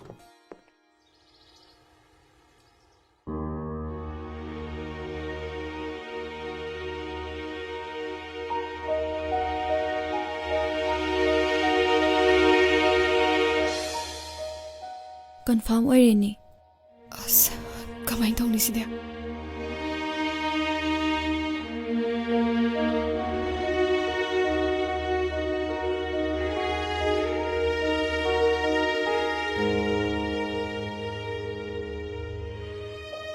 ꯅꯪ ꯃꯉꯣꯟꯗ ꯐꯣꯟ ꯑꯝꯇ ꯇꯧꯈꯣꯗꯅ. ꯑꯩ ꯐꯣꯟꯗꯣ ꯃꯥꯡꯈ꯭ꯔꯦ. ꯑꯁ ꯅꯝꯕꯔꯗꯣ ꯆꯤꯟꯐꯥ ꯄꯨꯍꯧꯗꯕ꯭ꯔꯥ ꯍꯥꯏꯁꯦ? ꯄꯨꯍꯧꯗ꯭ꯔꯤ. ꯑꯁ ꯅꯪ ꯁꯤꯁꯨ ꯅꯝꯕꯔꯗꯣ ꯗꯥꯏꯔꯤꯗ ꯀꯣꯛ ꯏꯁꯜꯂ ꯊꯝꯃꯧ ꯌꯥꯗ꯭ꯔꯣ? ꯌꯥꯏꯐꯕꯤ ꯅꯪ ꯋꯥꯐꯝꯁꯦ ꯀꯅꯥꯝꯇꯗꯗꯤ ꯍꯥꯏꯗꯣꯛꯀꯅꯨꯀꯣ. ꯑꯩꯅ ꯀꯅꯥꯗ ꯑꯃꯨꯛ ꯍꯥꯏꯗꯣꯏꯅꯣꯍꯦ? ꯇꯦꯕ꯭ꯂꯦꯠꯅ ꯀꯥꯏ ꯉꯝꯒꯗ꯭ꯔꯥ? ꯅꯠꯇ꯭ꯔꯒ ꯂꯧꯊꯣꯛꯑꯁꯤꯔꯥ? ꯉꯥꯏꯈꯣ ꯃꯁꯥꯅ ꯑꯃꯨꯛꯇ ꯎꯅꯈꯤꯁꯦ. ꯁꯨꯇꯤ ꯂꯧꯊꯣꯛꯑꯒ ꯍꯌꯦꯡ ꯏꯝꯐꯥꯜꯗ ꯆꯠꯁꯦ. ꯅꯪ ꯃꯥꯏ ꯃꯌꯨꯝꯗꯤ ꯈꯪꯕ ꯅꯠꯇ꯭ꯔꯣ? ꯃꯌꯨꯝꯕꯨꯗꯤ ꯈꯪꯒꯅꯤ.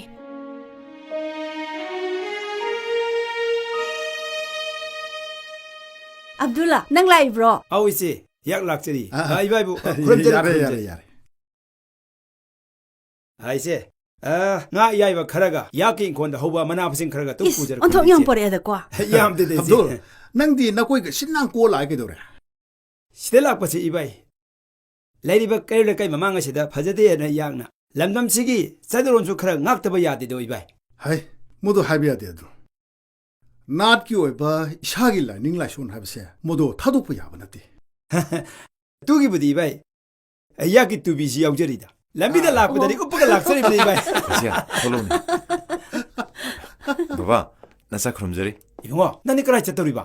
ꯕꯕꯥ ꯑꯩ ꯊꯕꯛ ꯑꯃꯈꯛꯇ ꯆꯠꯊꯣꯛꯎꯒꯦ ꯇꯧꯕꯅꯤ. ꯆꯠꯂꯨꯔꯣ. ꯄꯥꯎꯡ ꯆꯧꯈꯤꯒꯦ. ꯆꯠꯂꯣ. ꯍꯥꯏ 이베마. 이마. ꯍꯣꯏ ꯕꯕꯥꯅ ꯀꯩꯅꯣ ꯏꯟꯖꯥꯡ ꯅꯥꯄꯤ ꯌꯥꯝ ꯄꯣꯔꯛꯏꯅꯦꯍꯦ. ꯁꯦ. 아빠잔. ꯌꯥꯔꯦ.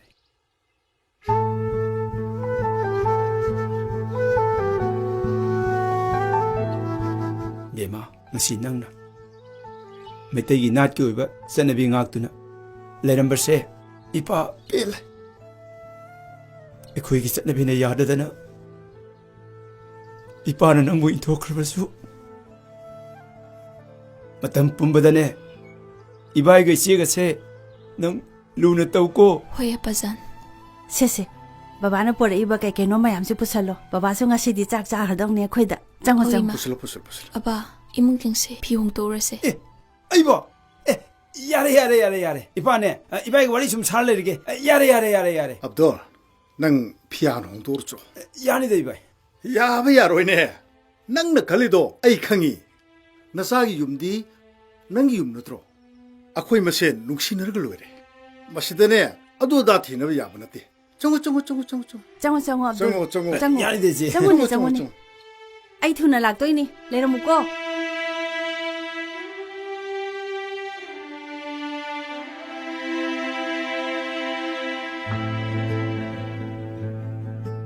ꯑꯁꯤꯗ ꯑꯍꯜ ꯑꯃ ꯂꯥꯛꯑꯦ. ꯑꯁꯤꯗ ꯑꯣꯏꯅ ꯍꯪꯁꯤꯔꯥ? ꯄꯥꯎꯡ ꯀꯩꯅꯣꯝꯇ ꯍꯪꯖꯒꯦꯕ. ꯏꯕꯦꯝꯃ ꯀꯔꯤ? ꯁꯅꯥꯍꯜ ꯀꯧꯕ ꯅꯨꯄꯥ ꯑꯃ ꯈꯪꯕꯤꯕ꯭ꯔꯥ? ꯁ꯭ꯋꯥꯏꯗ ꯁꯅꯥꯍꯜ ꯀꯧꯕꯁꯤ ꯀꯔꯤ ꯊꯕꯛ ꯇꯧꯏ ꯍꯥꯏꯕꯒꯦ? ꯃꯥꯁꯦ ꯁꯅꯥꯒꯤ ꯗꯨꯀꯥꯟ ꯑꯃꯗꯤ ꯍꯥꯡꯉꯦ ꯍꯥꯏꯌꯦ.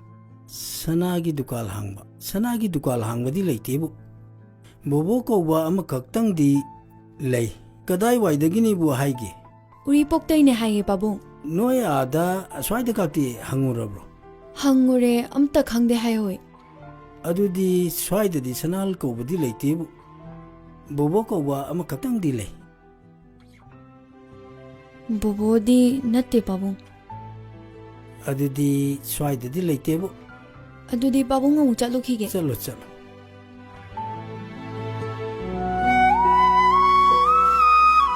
ꯑꯩꯕꯨ ꯊꯥꯖꯗꯕ꯭ꯔꯣ? ꯑꯩ ꯉꯥꯡ ꯇꯨꯝꯕ ꯌꯥꯗꯦ. ꯑꯩ ꯃꯐꯝ ꯁꯥꯗꯣꯛ ꯆꯠꯅꯤꯡꯗ꯭ꯔꯦ.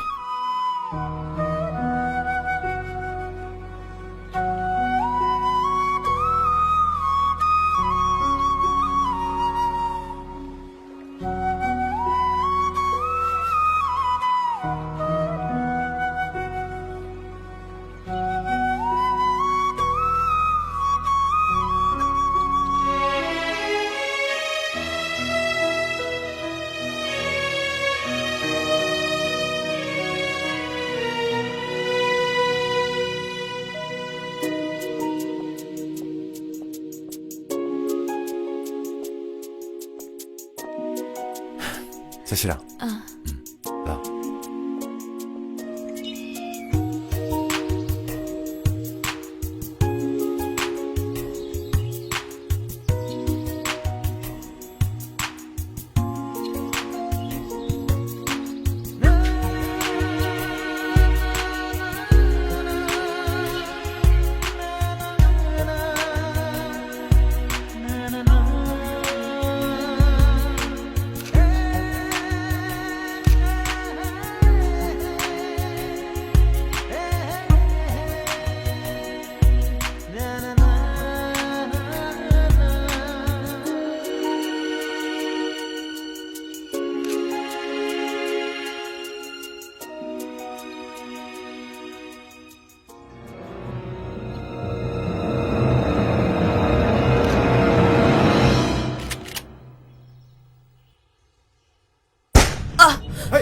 러시아!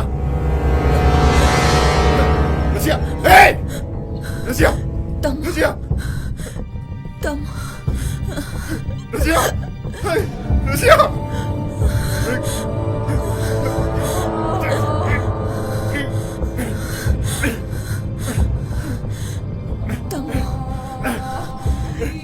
러시아! 러시아! 러시아! 러시아! 러시아! 러시아! 아이고! 아이고! 러시아!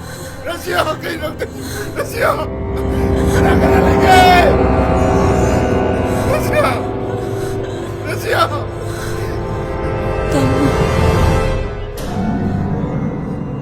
러시아! 러시아! 러시아!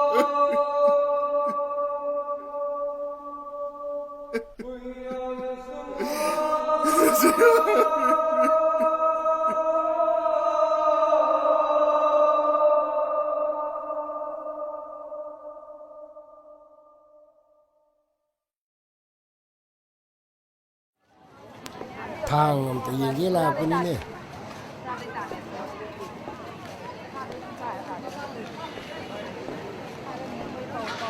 thằng chú uống một sum giềng bên này ô 바봉 솜다 수야우리. 아두라 오 예. 바봉 솜다.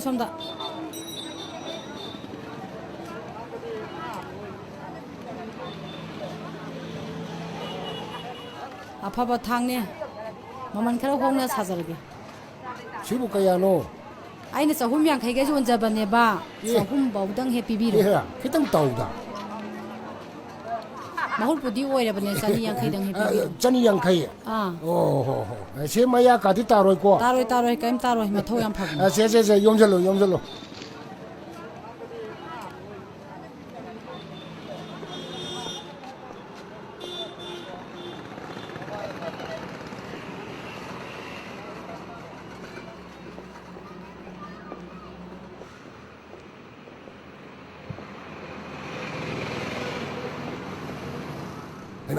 ito nga hal na to. ito.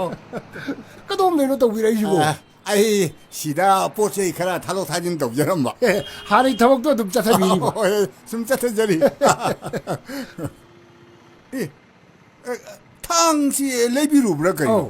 각진이 당기 파이에다 와참 숨정지로 보니 아도 hojikti yumda hanbi to ko oire ai chacharani ai taw ko yumna amta lakse gen khanjabasi othok kuirabani ai sidi tanyam chare ai yum phaw thinjara mage tin biradrone soidne thinjara mage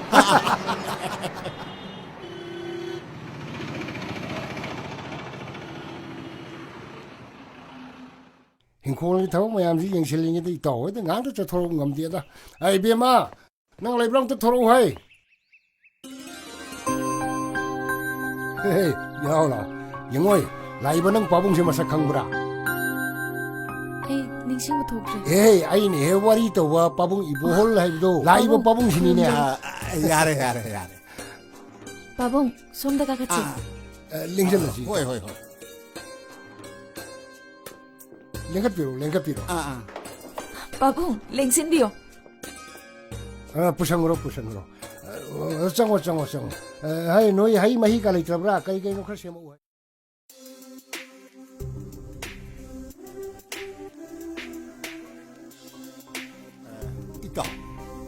ꯑꯩꯒꯤ ꯑꯋꯥꯠꯄ ꯄꯣꯠꯁꯛ ꯑꯃ ꯏꯇꯥꯎꯒꯤꯗ ꯂꯩꯔꯦ ꯃꯁꯤ ꯄꯤꯗꯕ ꯌꯥꯔꯔꯣꯏꯕꯣ ꯀꯔꯤ ꯄꯣꯠꯅꯣꯅꯦ ꯏꯇꯥꯎ ꯏꯇꯥꯎꯅ ꯄꯥꯝꯃꯗꯤ ꯍꯧꯖꯤꯛꯃꯛ ꯍꯦꯛꯇ ꯄꯥꯏꯕꯤꯈ꯭ꯔꯣ ꯏꯇꯥꯎ ꯑꯗꯣ ꯄꯤꯗꯕꯗꯤ ꯌꯥꯔꯣꯏꯀꯣ ꯑꯩ ꯄꯤꯖꯒꯦ ꯍꯥꯏꯖꯔꯤ ꯏꯇꯥꯎ ꯏꯇꯥꯎꯒꯤ ꯏꯆꯥꯅꯨꯄꯤꯁꯦ ꯏꯃꯧ ꯑꯣꯏꯗꯕ ꯌꯥꯗ꯭ꯔꯦ ꯀꯨꯏꯔꯦꯗ ꯑꯩꯅ ꯊꯤꯔꯛꯏꯁꯦ ꯉꯁꯤꯗꯤ ꯂꯥꯏꯅ ꯍꯦꯛ ꯏꯁꯟꯕꯒ ꯆꯞ ꯃꯥꯟꯅꯈ꯭ꯔꯦ ꯅꯆꯥꯅꯨꯄꯥꯗꯣ ꯑꯣꯐꯤꯁꯔ ꯑꯃ ꯑꯣꯏꯖꯔꯦ ꯁꯤꯂꯣꯡꯗ ꯇꯥꯏ ꯃꯥ ꯊꯥ ꯑꯃꯅꯤꯒꯤ ꯃꯅꯨꯡꯗ ꯃꯅꯤꯄꯨꯔꯗ ꯁꯣꯏꯗꯅ ꯊꯣꯔꯛꯑꯅꯤ ꯑꯗꯨꯅ ꯅꯆꯥꯅꯨꯄꯤꯁꯦ ꯑꯩ ꯑꯃꯨꯛ ꯌꯣꯛꯈꯤꯔꯒꯦꯅꯦ ꯏꯇꯥꯎ 이따오나 아이고 뭐 아이는 그래도 왜 히토거든.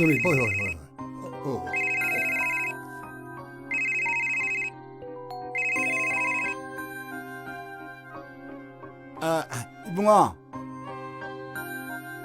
하. 하인 동라니 봐. 파래. 아주 덤하겠고. 야래. 빠봉, 하이메이 탔어.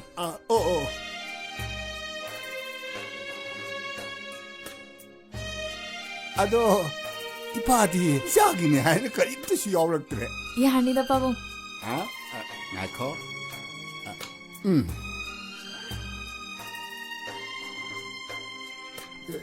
나 때까지 도기돌이 눈에 떠오르고. 빠봉 야하니다. 빠봉 야하니. 야리 비비를 넣는다. 낭이나 더울래 때네. 제 이사도 비좀디. 세. 농아이제리 빠봉. 자. 낭나 톡톡 열어서.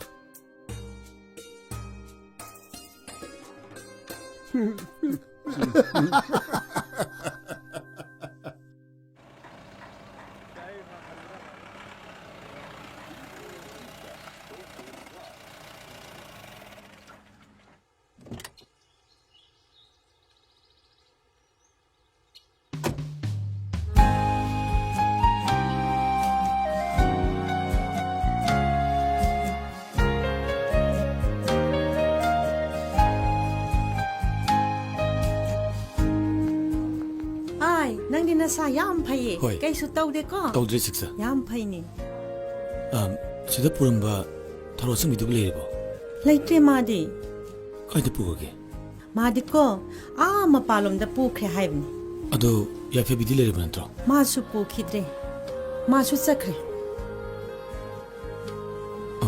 ꯐꯣꯟ ꯅꯝꯕꯔꯒ ꯂꯩꯕꯤꯍꯧꯕ꯭ꯔꯣ ꯐꯣꯟ ꯅꯝꯕꯔ ꯈꯪꯍꯧꯗ꯭ꯔꯦꯅꯦ ꯆꯠꯆꯔꯨꯈꯤꯒꯦ ꯍꯣꯏ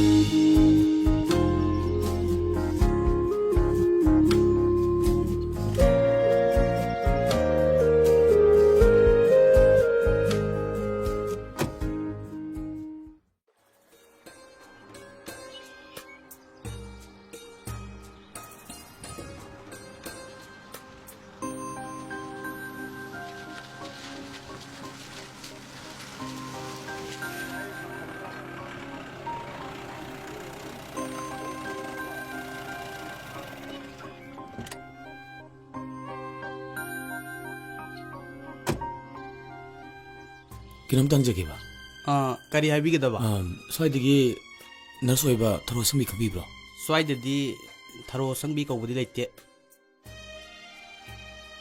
ꯃꯣꯏ ꯑꯍꯟ ꯃꯃꯤꯡ ꯀꯔꯤ ꯀꯧꯒꯦ ꯑꯍꯟ ꯃꯃꯤꯡꯗꯤ ꯑꯩ ꯈꯪꯖꯍꯧꯗ꯭ꯔꯦ ꯀꯗꯥꯏ ꯖꯒꯥꯗꯩꯅꯤ ꯍꯥꯏꯒꯦ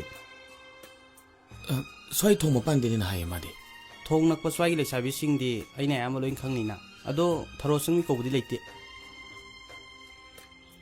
ꯂꯩꯁꯅꯥ ꯀꯧꯕ ꯅꯔꯁ ꯑꯃꯗꯤ ꯂꯩ ꯃꯥꯗꯤ ꯁ꯭ꯋꯥꯏꯗ ꯂꯩꯇꯦꯕꯣ ꯂꯩꯁꯅꯥꯗꯤ ꯅꯠꯇꯦꯕꯣ ꯃꯥꯗꯤ ꯊꯔꯣ ꯑꯁꯪꯕꯤ ꯍꯥꯏꯕꯅꯦ ꯑꯗꯨꯗꯤ ꯊꯔꯣ ꯑꯁꯪꯕꯤ ꯀꯧꯕꯗꯤ ꯂꯩꯇꯦ ꯐꯔꯦ ꯍꯣꯏ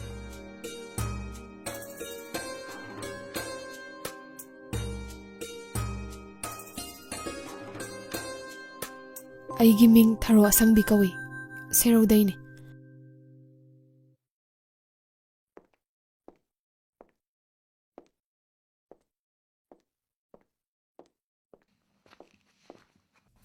ꯅꯨꯡꯉꯣ ꯅꯪ ꯍꯜꯂꯛꯑꯦꯗꯅ ꯍꯣꯏ ꯄꯥꯕꯨꯡ 이자 와디 와르먹으니 아두보 바이자 와리 임당 샤시 ꯍꯣꯏ ꯄꯥꯕꯨꯡ 라오 나경 팜시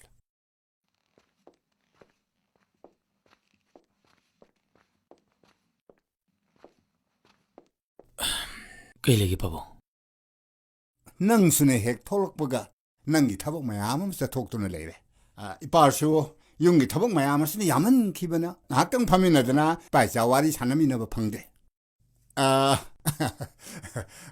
ꯃꯃꯥꯡꯗ 이사ꯅ ꯑꯌꯥꯕ ꯄꯤꯈ꯭ꯔꯕꯅꯤ나 ꯄꯥꯟ ꯍꯦꯛ ꯄꯥꯝꯖꯕ ꯊꯕꯛꯇꯣ ꯍꯟꯗꯛꯇꯤ ꯊꯣꯛꯑꯦꯅꯦ ꯀꯔꯤ ꯊꯕꯛꯅꯣ ꯄꯥꯕꯨꯡ ꯍꯦꯔꯥ ꯅꯪꯒꯤ ꯂꯨꯍꯣꯡꯕꯒꯤ ꯋꯥꯐꯝꯗꯨꯅꯤꯅꯦ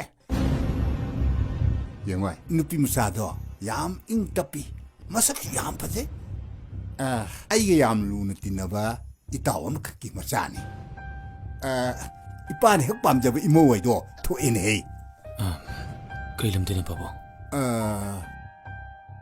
ꯍꯦꯔꯥ ꯁꯦꯔꯧꯗꯒꯤꯅꯤꯅꯦ ꯏꯇꯥꯎꯗꯨꯒꯅꯦ ꯏꯄꯥꯅ ꯊꯕꯛꯁꯤ ꯈꯔ ꯊꯨꯖꯤꯟꯅꯅꯕ ꯍꯥꯏꯗꯅ ꯋꯥꯔꯁꯤ ꯂꯣꯏꯁꯤꯟꯅꯔꯕ ꯏꯄꯥꯅ ꯈꯜꯂꯤꯕ ꯊꯕꯛꯁꯤꯗ 이사ꯅꯕꯨ ꯀꯔꯤ ꯈꯟꯒꯦ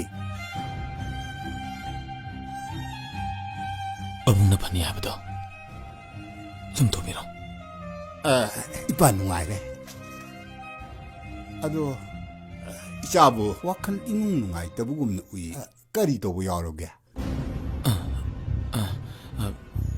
ꯄꯥꯕꯨꯡ ꯀꯩꯅꯣꯅꯦ ꯏꯇꯥꯎ ꯊꯣꯏꯕꯒꯤ ꯅꯨꯡꯉꯥꯏꯇꯕ ꯄꯥꯎ ꯈꯔ ꯂꯩꯕ ꯄꯥꯕꯨꯡ ꯀꯩꯝ ꯇꯥꯕꯤꯗꯕ꯭ꯔꯣ ꯀꯔꯤ ꯄꯥꯎꯅꯣ 이빠ꯗꯤ ꯀꯔꯤꯝꯇ ꯇꯥꯗꯦ ꯏꯇꯥꯎ ꯊꯣꯏꯕꯒꯤ ꯅꯨꯄꯤꯗꯣ ꯂꯩꯈꯤꯗ꯭ꯔꯦ ꯄꯥꯕꯨꯡ ꯍꯥ ꯁꯤꯗ ꯑꯩꯈꯣꯏ ꯁꯤꯗ ꯆꯦꯜꯂꯛꯑꯝꯕ ꯅꯨꯄꯤ ꯃꯆꯥꯗꯨꯔꯥ ꯍꯣꯏ ꯄꯥꯕꯨꯡ ꯃꯈꯣꯏ ꯂꯣꯏꯅ ꯗꯤꯜꯂꯤ ꯂꯩꯈ꯭ꯔꯦ ꯄꯥꯎ ꯑꯝꯇꯁꯨ ꯐꯥꯎꯅ ꯐꯪꯗ꯭ꯔꯦ ꯑꯣ ꯑꯣꯟꯊꯣꯛꯅ ꯅꯨꯡꯉꯥꯏꯈꯤꯗ꯭ꯔꯦꯗ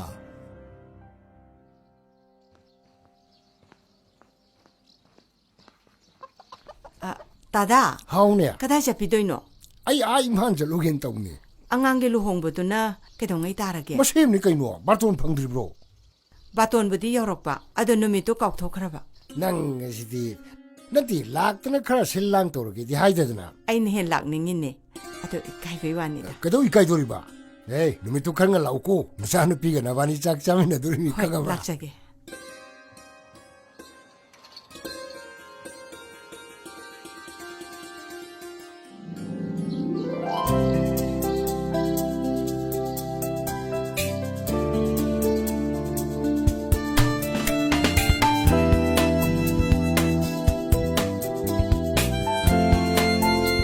이나마 시야라더라. 야니 야니.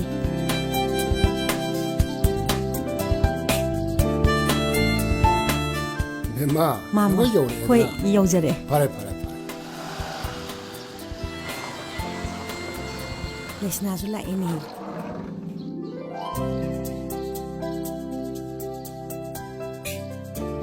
마 마이지 깔고. 제 하오. ꯌꯥꯝ ꯐꯖꯩꯌꯦ ꯐꯣꯇꯣ ꯅꯝꯃꯛꯀꯦꯀꯣ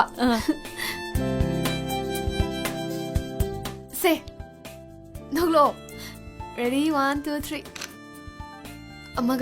ꯑꯃꯒ ꯌꯥꯔꯦ ꯁꯦ ꯅꯝꯃꯨ ꯅꯝꯕꯤꯔꯛꯑꯣ ꯁꯤꯗꯩ ꯅꯝꯃꯛꯑꯣ ꯌꯥꯔꯦ 이나모 ꯍꯣꯏꯗꯤ ꯂꯣꯏꯔꯕꯣ ꯂꯣꯏꯔꯕꯅꯦ ꯅꯪ ꯂꯣꯏꯁꯜꯂꯨꯔ ꯆꯠꯂꯣ ꯑꯋꯨꯟꯄꯣꯠ ꯊꯤꯟꯈ꯭ꯔꯕꯣ ꯍꯥꯏꯁꯦ ꯊꯤꯟꯈ꯭ꯔꯦ ꯆꯠꯂꯣ ꯂꯣꯏꯁꯜꯂꯨꯔꯣ ꯑꯗꯨꯗꯤ ꯑꯩ ꯂꯣꯏꯁꯜꯂꯨꯔꯒꯦ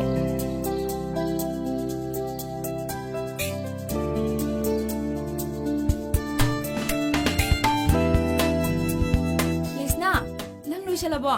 ꯑꯧ ꯂꯣꯏꯔꯦ 이제 ꯌꯥꯝ ꯐꯖꯔꯦ. ꯁꯦ ꯈꯔ ꯊꯨꯅ ꯂꯣꯏꯁꯜꯂꯣ. ꯃꯤ ꯉꯥꯏꯅ ꯂꯩꯔꯦ. ꯁꯦ. ꯑꯗꯣ ꯅꯇꯩꯗꯣ ꯃꯁꯛ ꯐꯖꯕ꯭ꯔꯥ ꯌꯦꯡꯉꯧꯀꯣ. ꯀꯩꯅꯣ ꯍꯥꯏꯁꯤꯕꯣ ꯅꯕꯥꯅꯤ ꯈꯪꯅꯗ꯭ꯔꯤꯕ ꯍꯥꯏꯁꯦ ꯀꯥꯏꯗꯩꯅꯣꯗ ꯈꯪꯅꯗꯦꯗ ꯄꯥꯕꯨꯡ ꯈꯣꯏꯅ ꯍꯥꯏꯅꯕꯅꯦ. ꯍꯣꯏ ꯐꯔꯦ ꯑꯗꯨꯗꯤ ꯑꯩ ꯃꯁꯛꯇꯣ ꯌꯦꯡꯉꯛꯑꯒꯦꯀꯣ ꯆꯠꯂꯦꯀꯣ ꯃꯤ ꯉꯥꯏꯅ ꯂꯩꯔꯦ.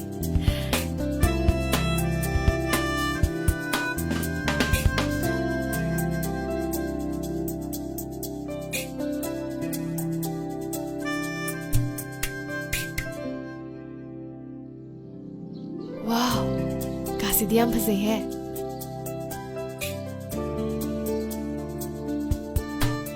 ꯑꯩꯈꯣꯏ ꯆꯦꯁꯦ ꯀꯌꯥꯗ ꯃꯔꯥꯏꯕꯛ ꯐꯈ꯭ꯔꯕꯅꯣ ꯌꯦꯡꯉꯨꯅꯦ ꯐꯔꯕꯅꯤ ꯐꯔꯕ ꯑꯗꯣ ꯏꯅꯝꯃ ꯑꯁꯣꯝꯗ ꯐꯤ ꯃꯌꯣꯝ ꯑꯃ ꯄꯣꯔꯛꯄꯗꯣ ꯊꯝꯐꯝ ꯑꯝꯇ ꯈꯪꯅꯍꯧꯗ꯭ꯔꯦ ꯏꯅꯝꯃ ꯍꯣꯏꯅ ꯑꯝꯇ ꯌꯦꯡꯕꯤꯌꯨꯔꯣ ꯑꯩ ꯁꯤ ꯌꯦꯡꯉꯨꯔꯒꯦ ꯅꯪ ꯁꯤ ꯇꯧꯔꯝꯃꯨꯀꯣ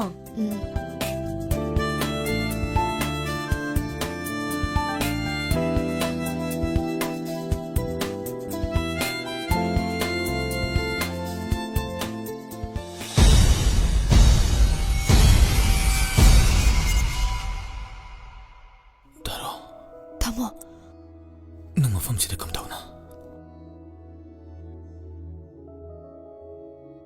ꯂꯨꯍꯣꯡꯒꯗꯣꯏꯁꯦ ꯇꯥꯃꯣꯒꯔꯥ ꯀꯩꯅꯣ ꯅꯪ ꯉꯁꯤ ꯇꯧꯔꯤꯁꯦ ꯅꯪ ꯅꯍꯥꯟꯒꯤ ꯀꯥꯏꯗ ꯂꯩꯔꯨꯒꯦ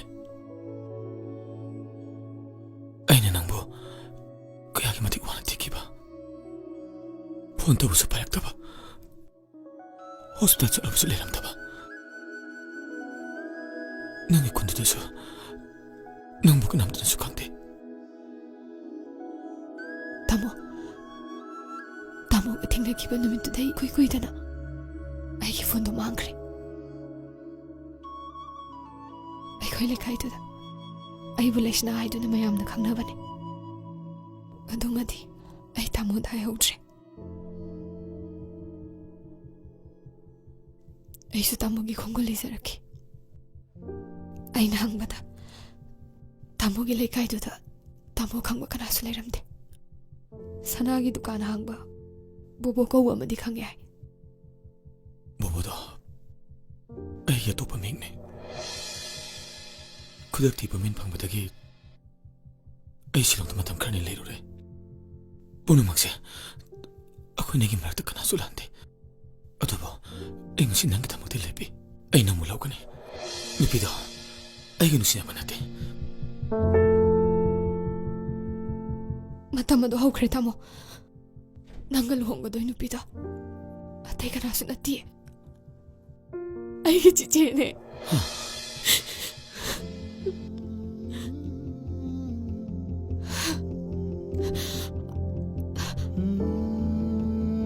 ꯑꯩꯈꯣꯏ ꯆꯦꯗꯣ ꯌꯥꯝ ꯐꯕꯅꯦ ꯑꯩꯅꯁꯨ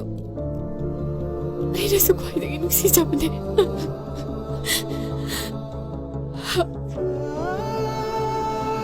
ꯅꯪ ꯃꯥꯕꯨꯗꯤ ꯂꯨꯅ ꯇꯧꯕꯤꯌꯨꯀꯣ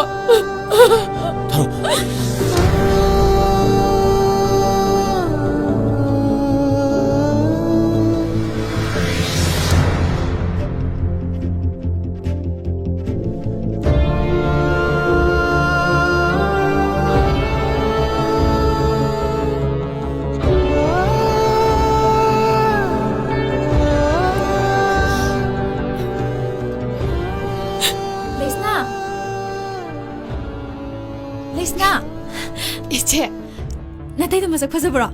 나 얌나라니. 하. 이타이도 마sak 안 파세. ꯑꯁꯦꯡꯕꯩꯔꯣ ꯀꯩꯅꯣ ꯅꯪ ꯀꯞꯄꯤꯔꯣ ꯀꯩꯒꯤ ꯀꯞꯄꯤꯅꯣ ꯅꯪ ꯌꯥꯝ ꯅꯨꯡꯉꯥꯏꯅ ꯂꯩꯔꯅꯤ ꯈꯟꯕꯗ ꯑꯩ ꯍꯔꯥꯎꯏꯅꯦ ꯄꯣꯂꯣꯏ ꯁꯤꯠꯄꯤ ꯂꯥꯛꯑꯦ ꯄꯣꯂꯣꯏ ꯁꯤꯠꯄꯤ ꯂꯥꯛꯑ ꯃꯥꯜꯂꯦ ꯑꯩ ꯄꯣꯂꯣꯏ ꯁꯤꯠꯂꯨꯔꯒꯦꯀꯣ ꯅꯪꯁꯨ ꯂꯣꯏꯁꯤꯟꯅꯕ ꯇꯧꯔꯣ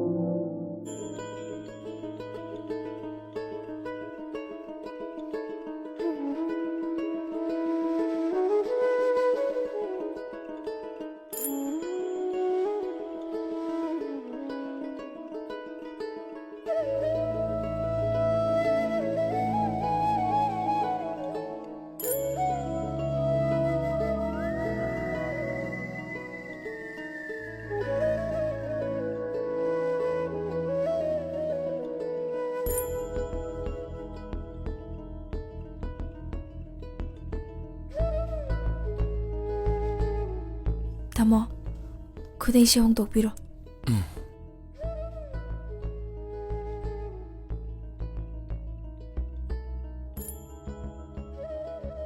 ꯑꯩꯗꯤ ꯀꯔꯤꯁꯨ ꯍꯥꯏꯖꯗꯦ ꯈꯪꯗꯕ ꯀꯔꯤ ꯀꯔꯤꯅꯣ ꯇꯥꯛꯄꯤꯌꯨ ꯄꯥꯕꯨꯡ ꯑꯃꯗꯤ ꯇꯥꯃꯣꯒꯤ ꯁꯦꯕꯥ ꯇꯧꯔꯒꯦ ꯈꯟꯅ ꯂꯥꯛꯆꯕꯅꯤ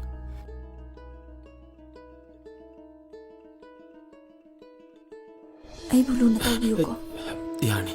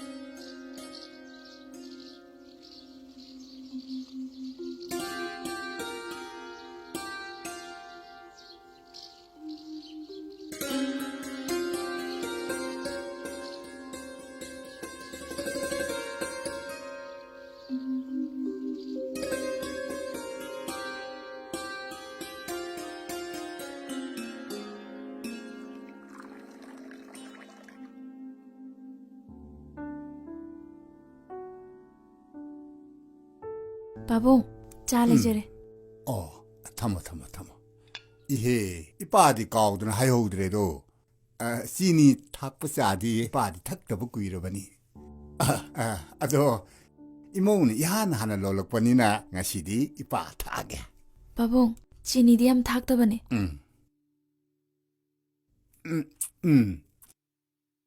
짭짜래 야래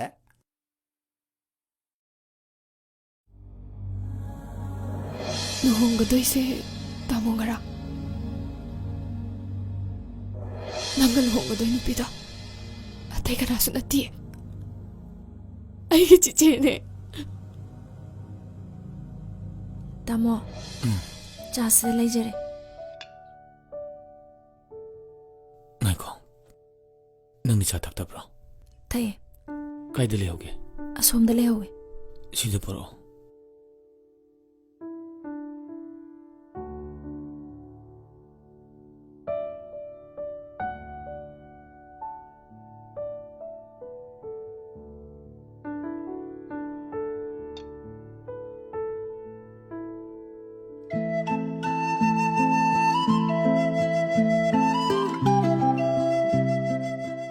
호렌 미 kya lakadino kunmuk laktaw mali mayam cha thaknaba kai kaino langnaba aingonda kinom ira piro hoi tamo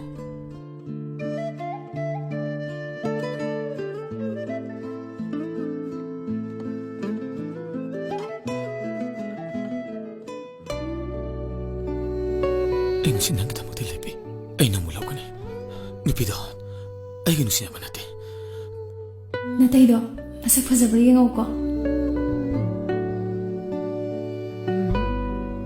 बेमा चाकोबुद यावगदब बिसिंदो उंतंग इथोसिरो कोना दुमी थोक्सिदा बाजी यानी फारे फारे अदो बाजी आई चाकौब लोइरगा अमुक चंग्रागे ए कुरिनुनि हारिसिबो माइको नंबु रिजाइन तोरगा थोरइनि हाइदाइने अदो अमु हाइनारा चंगगे नंग चंगबा यादि बेमा यंगैना चेसु लैत्रे इपादी थंदा क्रमाइ लैदोइनो हक्चांगसिसु तोइनो ngам실럭드레 영화이 시대내 मफम चाबो हॉस्पिटल अमदने ngangnarasi 영화이 영화이 능 ꯆꯠꯄ야 되고 ꯆꯠꯄ야 돼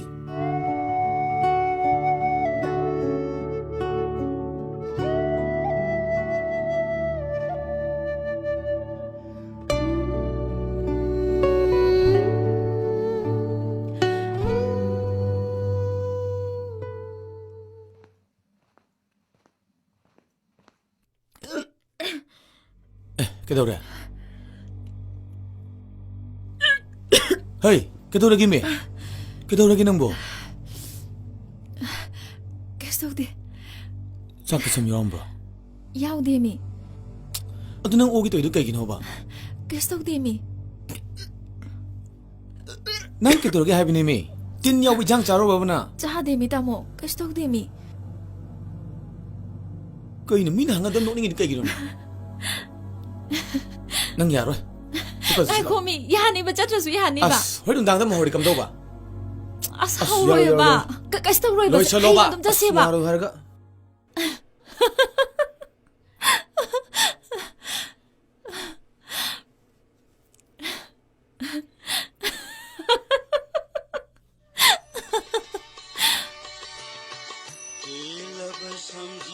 ꯄꯥꯕꯨꯡ ꯍꯥ ꯀꯩꯗꯧꯔꯦ ꯊꯝꯕꯥꯜꯁꯨ 오게 오게 ꯇꯧꯔꯦ ꯍꯣꯁꯇ ꯄꯨꯛꯂꯧꯕꯅ ꯐꯠꯇ꯭ꯔꯣ ꯍꯥ 이비ꯕꯕꯣ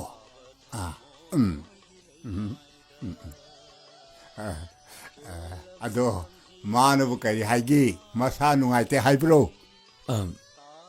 ꯃꯥꯅꯗꯤ ꯍꯌꯦꯡ ꯆꯠꯁꯦ ꯍꯥꯏꯕ ꯑꯗꯨꯗꯤ ꯍꯌꯦꯡ ꯑꯣꯏꯅ ꯍꯦꯛ ꯆꯠꯃꯤꯟꯅꯔꯣꯗꯅ ꯄꯥꯕꯨꯡ ꯍꯣꯔꯦꯟ ꯑꯍꯤꯡꯗꯣ ꯑꯃꯨꯛ ꯍꯦꯟꯖꯤꯜꯂꯗꯤ ꯃꯌꯥꯝ ꯆꯦꯟꯅꯔꯣꯏꯗ꯭ꯔꯣ ꯀꯩꯁꯨ ꯇꯧꯔꯣꯏ ꯍꯌꯦꯡꯗꯣ ꯈꯔ ꯉꯟꯅ ꯆꯠꯃꯤꯟꯅꯔꯒꯅꯦ ꯒꯥꯏꯅꯤꯒꯤ ꯗꯥꯛꯇꯔ ꯑꯃ ꯇꯥꯟꯅꯔꯨꯔꯣ ꯍꯥ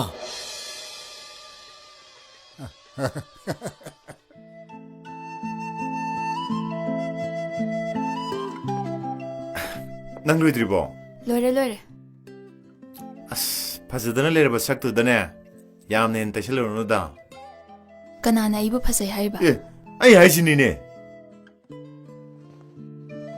ꯑꯩꯕꯨ ꯅꯨꯡꯁꯤꯔꯨꯕꯒꯤ ꯇꯥꯃꯣꯏ ꯃꯤꯠꯇ ꯐꯖꯅ ꯎꯕꯩ ꯋꯥꯅꯤ ꯑꯩ ꯃꯤꯅ ꯂꯥꯜꯂꯁꯨꯅꯦ ꯃꯤ ꯂꯩꯀꯥꯏ ꯃꯌꯥꯝꯁꯤꯅ ꯉꯥꯡꯅꯔꯤꯕ ꯃꯌꯥꯝꯗꯨꯗꯤ ꯅꯥꯀꯣꯡꯅ ꯇꯥꯔꯛꯏꯁꯤꯗꯤ ꯃꯤꯅ ꯀꯩ ꯍꯥꯏꯔꯛꯏꯕ ꯅꯪ ꯈꯪꯗ꯭ꯔꯣꯗꯣ ꯃꯤ ꯊꯣꯏꯕ ꯍꯣꯏ ꯃꯥꯏ ꯅꯨꯄꯤꯁꯤ ꯂꯥꯛꯄꯗꯒꯤ ꯃꯄꯥꯟꯒ ꯊꯣꯛꯈꯤꯗ꯭ꯔꯦ ꯍꯪꯗꯣꯡ ꯃꯆꯥ ꯁꯦꯟꯅꯕꯗꯧꯅ ꯀꯨꯏꯅ ꯏꯟꯅ ꯂꯩꯔꯦ ꯍꯥꯏꯁꯤꯗꯤ ꯃꯤꯅ ꯍꯧꯗꯣꯡꯒ ꯆꯥꯡꯗꯝꯅꯩꯗꯣ ꯊꯤ ꯍꯥꯏꯔꯤꯅꯤ ꯆꯠꯂꯍꯦ ꯅꯪ ꯀꯔꯤ ꯈꯪꯗꯅ ꯍꯪꯗꯣꯡ ꯃꯆꯥ ꯃꯤꯅ ꯄꯝ ꯆꯠꯅꯔꯤꯗꯣ ꯃꯗꯨ ꯅꯨꯡꯁꯤꯕꯒꯤ ꯐꯖꯕꯒꯤ ꯍꯪꯗꯣꯡ ꯃꯆꯥ ꯕꯨꯕꯨꯞ ꯂꯥꯎꯕꯒꯁꯦ ꯐꯖꯗ꯭ꯔꯅꯦ ꯑꯗꯣ ꯑꯩꯗꯤ ꯅꯪꯁꯦ ꯑꯃꯨꯛꯇꯪ ꯂꯩꯀꯥꯏ ꯃꯃꯥꯡꯁꯤꯗꯕ ꯍꯪꯗꯣꯡ ꯃꯆꯥ ꯄꯝꯕꯗꯧꯅ ꯑꯃꯨꯛꯇꯪ ꯄꯝꯒꯦꯅ ꯈꯜꯂꯤꯕ ꯃꯁꯤꯗꯤ ꯆꯠꯁꯤ ꯂꯥꯛꯑꯣ ꯉꯥꯏꯈꯣꯅꯦ ꯀꯩꯅꯣ ꯅꯃꯤꯠꯇꯨ ꯀꯩꯅꯣꯝ ꯐꯩ ꯁꯦ ꯎꯏꯁꯜꯂꯣꯕ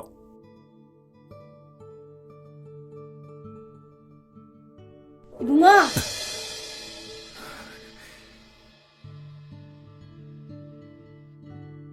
ꯀꯩꯗꯧꯔꯦ ꯏꯃꯥ ꯅꯣꯏ ꯄꯥꯕꯨꯡꯁꯨ ꯊꯕꯛꯇꯒꯤ ꯄꯣꯊꯥꯔꯕꯅꯤꯅ ꯑꯩꯈꯣꯏꯁꯦ ꯌꯨꯝꯗ ꯑꯃꯨꯛ ꯂꯩꯔꯨꯕ ꯇꯥꯔꯦ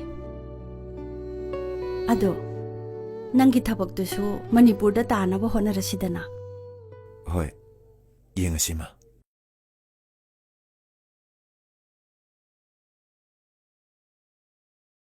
ꯑꯗꯣ ꯅꯪꯕꯨ ꯂꯨꯍꯣꯡꯕꯩ ꯋꯥꯐꯝꯗꯣ ꯅꯠꯇ꯭ꯔꯣ ꯀꯣꯟꯅ ꯉꯥꯡꯅꯔꯁꯤ ꯃꯁꯤꯅꯅꯦ ꯋꯥ ꯑꯝꯇ ꯈꯟꯅꯕ ꯌꯥꯕ ꯅꯠꯇꯦ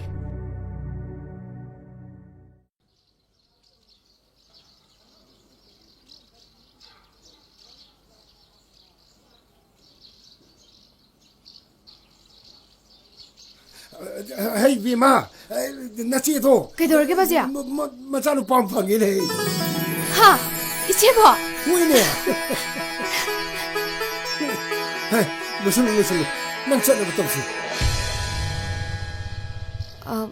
바지 오이나 좀 잣비루라. Hey, 아이는 찾봐야 되네. 난 찾거든요. 아들 누피 소만 떨어있잖아. 영원 나 지금 나한테 난 얘기다니. 난 찾다봐 야로이고. 루슬.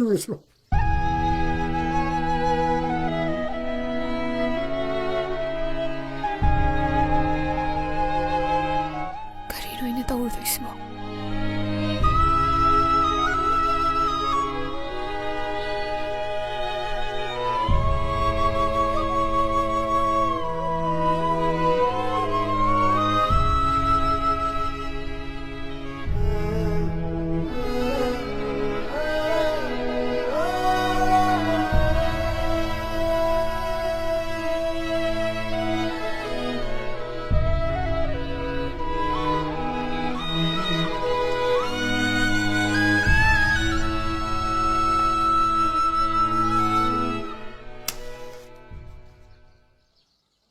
세 매일 옥토기세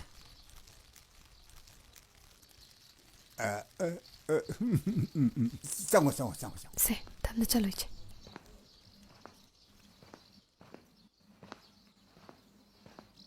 ꯏꯇꯥꯎ ꯏꯇꯥꯎ ꯑꯩ ꯁꯨ ꯅꯨꯄꯥ ꯑꯃ ꯐꯪꯖꯕꯁꯤꯗ ꯏꯇꯥꯎ ꯑꯩ ꯄꯦꯜꯂꯦ ꯏꯇꯥꯎ ꯃꯥꯅꯤ ꯏꯇꯥꯎ ꯆꯨꯝꯃꯦ ꯑꯗꯣ ꯑꯩꯒꯤꯗꯤ ꯃꯤꯔꯣꯜ ꯂꯩꯖꯗꯕꯅꯤꯅ ꯏꯆꯥ ꯅꯨꯄꯤꯗꯣ ꯃꯇꯝ ꯈꯔꯗꯪꯗꯤ ꯃꯆꯦꯒꯤ ꯃꯅꯥꯛꯁꯤꯗ ꯂꯩꯍꯜꯂꯁꯤꯅꯦ ꯏꯇꯥꯎ ꯍꯣꯏ ꯃꯥꯅ ꯍꯣꯠꯅꯗꯅ ꯀꯅꯥꯅ ꯍꯣꯠꯅꯒꯗꯧꯔꯤꯅꯣ ꯍꯣꯏ ꯑꯗꯣ ꯏꯇꯥꯎ ꯑꯩ ꯉꯁꯤꯗꯤ ꯌꯨꯝꯗ ꯍꯟꯈ꯭ꯔꯒꯦꯀꯣ ꯀꯔꯤ ꯋꯥꯅꯣꯅꯦ ꯏꯇꯥꯎ 이슈 방법이 아속 농아래범 미국 어시대보 이따오나 따하따하나 그럼하나 한도리노 아이시다 나시 행시 렉비라가 아이행원나 한도 그다이디 와로디 이따오 온토온토빠 아이가 신이님니 수레 욤 다도레이시 욤들레 허리보 차선 후이엔 마얌두부 그나나마 진작 닭비름 호이네 아두시 좀 미네 이따 아두 자글라섭다디 하우나 턱미나기시 펑이시 아이 휴대나 띠네 아동 휴 이슈미네 좀 미네 야래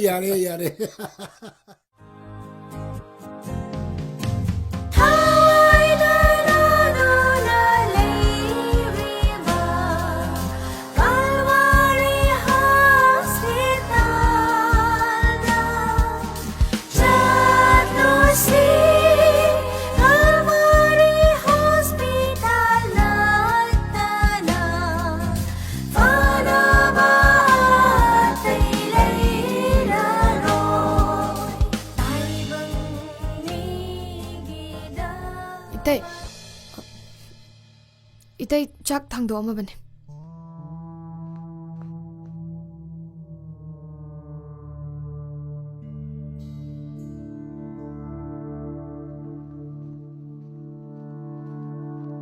제, 세, 짝시 사톡는 떠오르세. 너희들 짝자 하러봐. 짜나 바나 하이러마 버네 아이나. 아이가 세멜라게 거. 호이. 레스나 켄장 통게. 강소에 마가, 강고 마가, 이론바 마가. 세, 시대 쿠다 함도세.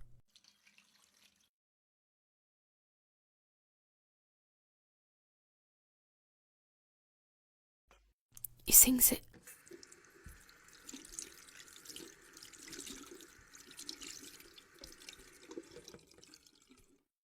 이생세 시대 타는 마게. ꯑꯩ ꯑꯁꯣꯝꯗ ꯃꯥꯃꯅ ꯆꯥꯛ ꯆꯥꯔꯤꯗꯣ ꯑꯋꯥꯠ ꯑꯄꯥ ꯑꯝꯇ ꯌꯦꯡꯈꯤꯒꯦ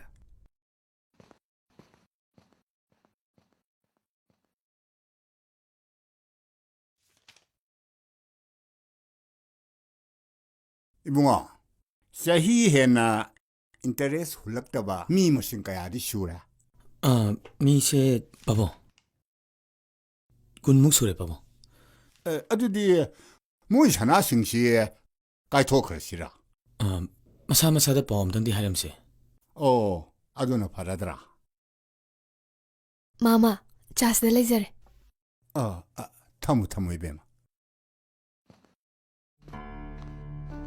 이때기 자스데 레이레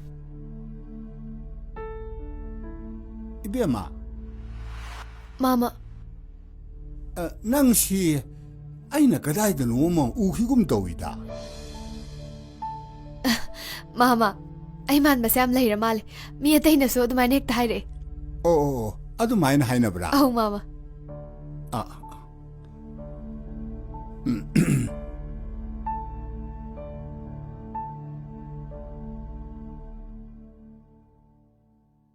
ꯇꯣꯝꯕꯤꯔꯦ ꯅꯪ ꯑꯉꯥꯡꯗ ꯂꯩꯍꯟꯅꯤꯡꯉꯤꯅꯦ ꯏꯆꯦ ꯑꯩꯅ ꯌꯨꯝ ꯄꯥꯟꯕ ꯍꯥꯏꯕꯁꯦ ꯏꯄꯥꯁꯤꯡꯁꯤꯒꯤ ꯃꯃꯥꯡꯗ ꯐꯖꯒꯗ꯭ꯔꯅꯦ ꯅꯪꯅ ꯌꯨꯝ ꯄꯥꯟꯕꯁꯦ ꯅꯧꯄꯥꯁꯤꯡꯅ ꯍꯔꯥꯎꯗꯣꯏꯅꯤꯅꯦ ꯈꯪꯗ꯭ꯔꯦꯗ ꯑꯩꯅ ꯍꯧꯖꯤꯛ ꯇꯧꯗꯣꯏꯁꯦ ꯅꯪ ꯌꯨꯝ ꯄꯥꯟꯗ ꯌꯥꯗꯕꯅꯤ ꯑꯩ ꯍꯥꯏꯁꯦ ꯅꯪ ꯌꯥꯎꯀꯣ ꯑꯩ ꯆꯠꯂꯦ ꯑꯩ ꯊꯦꯡꯉꯦ ꯑꯩ ꯆꯠꯂꯦꯀꯣ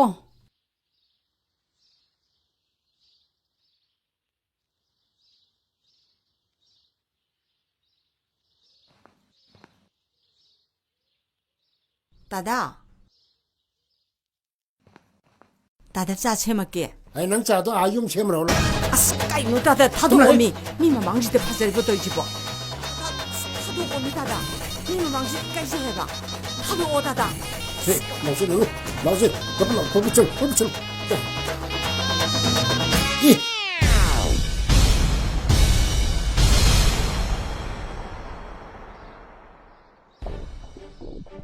करिगिनो नोंबांदौना मशाना यादव नुपी चिंगगा पोरइदि सी खंबाई लेरिसि उदो 이 와체트 미훈 훈마 간바는 나이는 개동돌이봐. 아이 돈비레 끼그노 이션기다막다네 나봉 아이나 빰봄띵이 나 이망 타라가 짤로라 푸디트 망종종 만능시오 우이루도 망가서 망이네. 까리 아이 망디 낭나 망자버니냐 마사는 야다버 누피 파라 이제 나마이도 이까이자들어 아이베. 에이 돈비리 시행하요. 몽원들 얘기라 아이원들 얘기라. 아 하유 따다. 하우네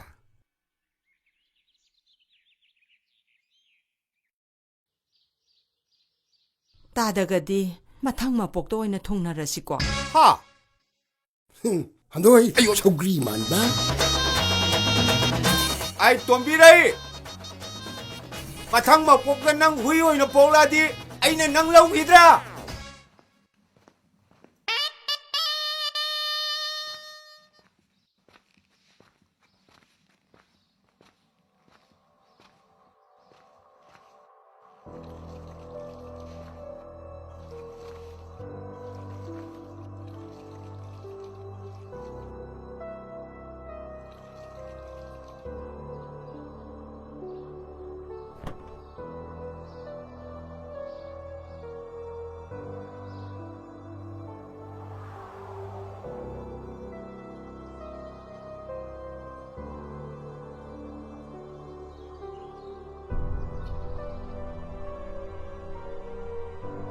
ꯑꯩ ꯋꯥꯈꯜꯁꯦ ꯑꯋꯥ ꯄꯨꯝꯅꯃꯛ ꯅꯣꯡꯅ ꯁꯨꯝ ꯅꯟꯊꯔꯛꯏ ꯐꯅ ꯀꯟꯅ ꯀꯟꯇ꯭ꯔꯣꯜ ꯇꯧꯅꯕ ꯍꯣꯠꯅꯩ ꯁꯨꯡꯉꯝ ꯉꯝꯗꯦ ꯑꯩ ꯅꯪꯒꯤ ꯋꯥꯈꯜ ꯊꯥꯗꯣꯛꯄ ꯉꯝꯂꯔꯣꯏ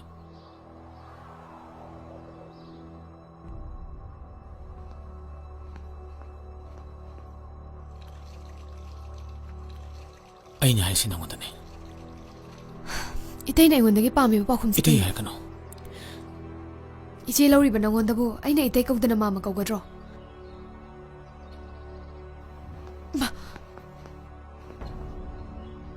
토끼부터 독시 능 애는 라레시니네. 아이 라레 하이키디. 히람시다 이코니 마간 암탈 라나데. 라이박나 탐맘다브네. 들어. 나고 들어.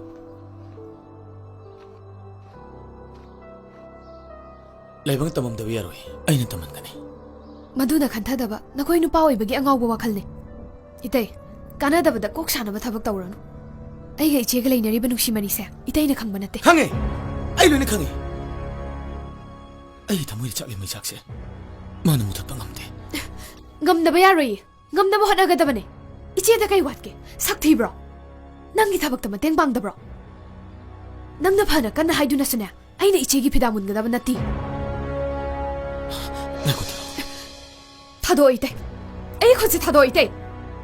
능이 너는 좀지 보이 타도이. 아이음시다 뭐 하늘라 아누라. 아이음시다 뭐 하늘라 아누라.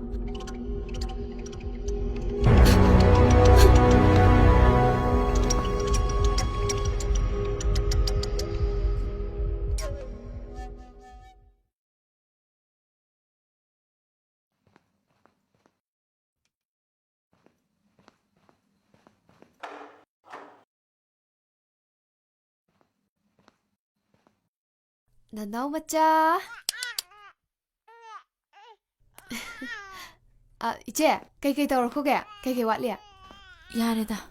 낭 tum자루로 쫄로. 헐.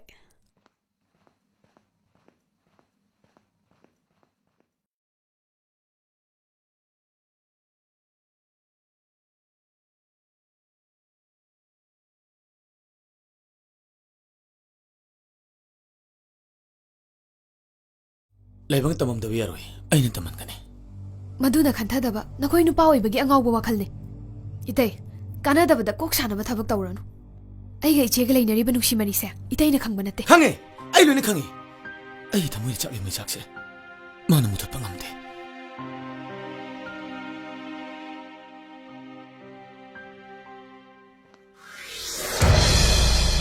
이때 kayo tayo.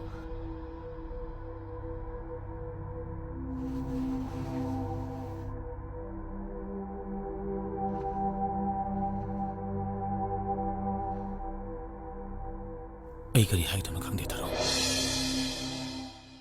ꯑꯣꯏꯕ ꯌꯥꯔꯣꯏꯗꯕ ꯊꯕꯛꯇꯨꯗꯤ ꯄꯤꯔꯣꯗ ꯏꯇꯩ ꯌꯥꯔꯦ ꯊꯣꯛꯄꯤꯈ꯭ꯔꯣ ꯅꯪ ꯇꯁꯦꯡꯅ ꯑꯩꯕꯨ ꯀꯥꯎꯊꯣꯛꯈ꯭ꯔꯕ꯭ꯔꯣ 이제는 루홍키바 놈이두다기 마루푹도나 혼독하라버네 ꯑꯩꯒꯤ ꯊꯃꯣꯏꯗ ꯂꯩꯍꯧꯔꯤꯁꯤꯗꯤ ꯀꯝꯗꯧꯕ ꯆꯅꯐꯝ ꯂꯩꯔꯣꯏꯗꯕ ꯄꯣꯠꯇꯨꯗꯤ ꯃꯩ ꯊꯥꯗꯣꯛꯄꯤꯈ꯭ꯔꯣꯗ 이때 ꯃꯩꯗꯨ ꯅꯪꯅ ꯆꯨꯕ ꯉꯝꯒꯗ꯭ꯔꯥ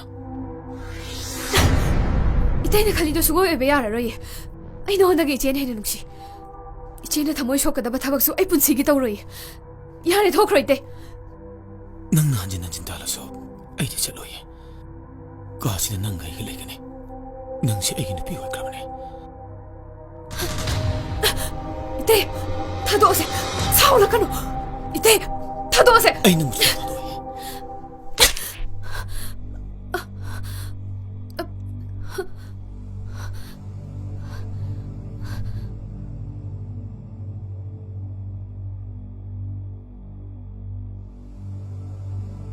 ꯑꯩꯅ ꯅꯪꯕꯨ ꯑꯁꯨꯛ ꯃꯇꯤꯛ ꯅꯨꯡꯁꯤꯔꯨꯕꯒꯤ ꯅꯪꯅ ꯑꯩꯒꯤ ꯃꯥꯏꯗ ꯈꯨꯄꯥꯡ ꯊꯥꯔꯕ ꯁꯦ ꯊꯧꯁꯦ ꯑꯃꯨꯛꯀ ꯊꯧ ꯊꯧ ꯊꯧꯁꯦ 이때 아이 란자리 이때 아이 란자리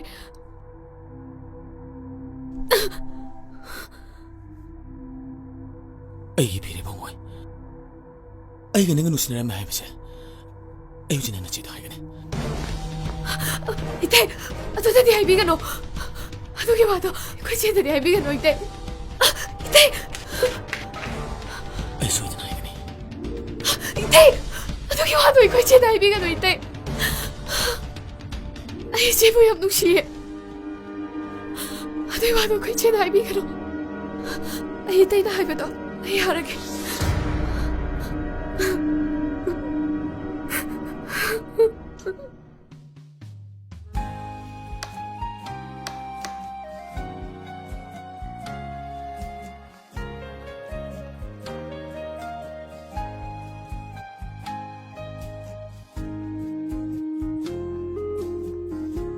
기장 동대노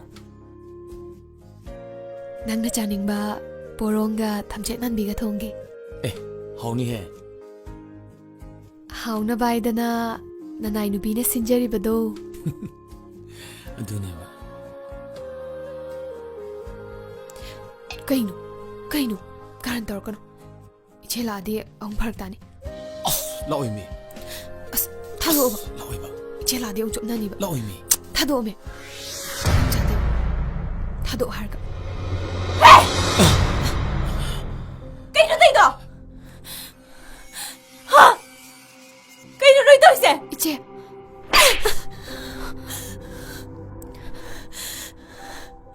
아도 감바당 kita mo bisag bigligay dagi ay ginangala chawrak kipadang na nang nga si ay gachaluk bola ba 이제 kakano nang ginatay sinat na dinang di nang ginapalay siya dra mo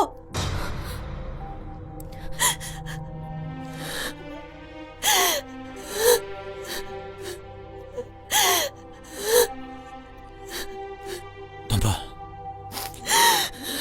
다루기 말아놨디 Tarugi maral natin ay mapam na maginatro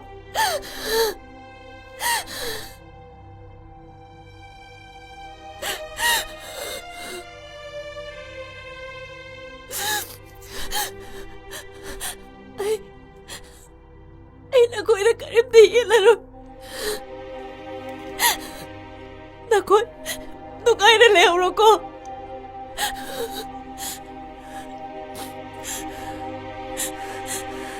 제!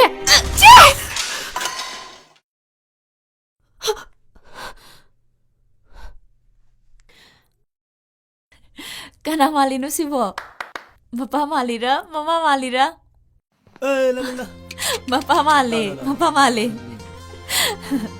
Se, chalo. Papa da chalo.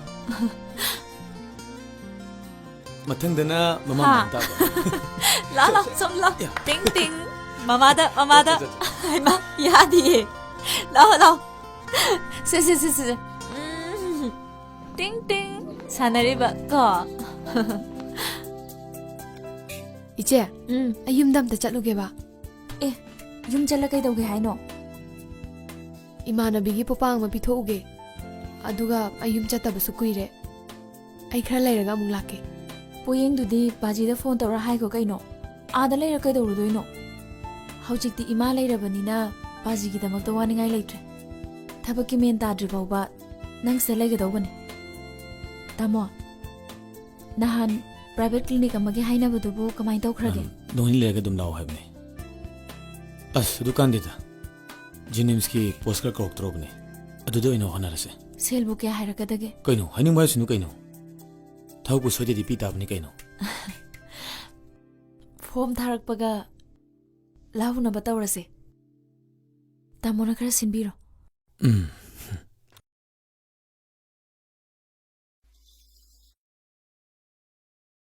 Cha thakadra. Hayengdi second Saturday nina tamogi suti oire. Aduna nataiga hayeng chaluragera. Yareda. Ai akhoi bajida phone tawraga dum hairage. Abungo. Chachagane haugi charuro. Ya, dang. La, jase. Tamo, kenjang chasiga. Pabung chani mo thongbirada. Hoi. Adudi ai chamu thongrage ko. Ai mathakta somda thawrage jase.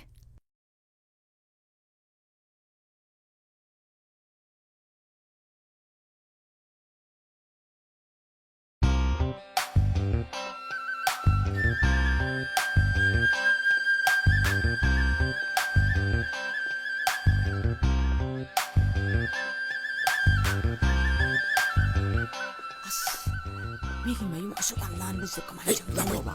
Kau sibuk ni masih ini macam. Astali ay kasi. Ini mana ni macam tu. Kaino ito. Dema, kamu. Ngasi ne, kita laku sini. Odo nungai ne. Ibong ngasa waktu lewi. Tada, ngaya ore iye. Sini sumyara ni. Pari ne di pari ne. Hoi hoi. Tahu dah waktu isen ne tahu isi. Ibong kita sen thakal. Ima, tiro hong silo. Na, dungay chang. Sama sama. Tambal, nanti kita ngai kau hai. Si bosan.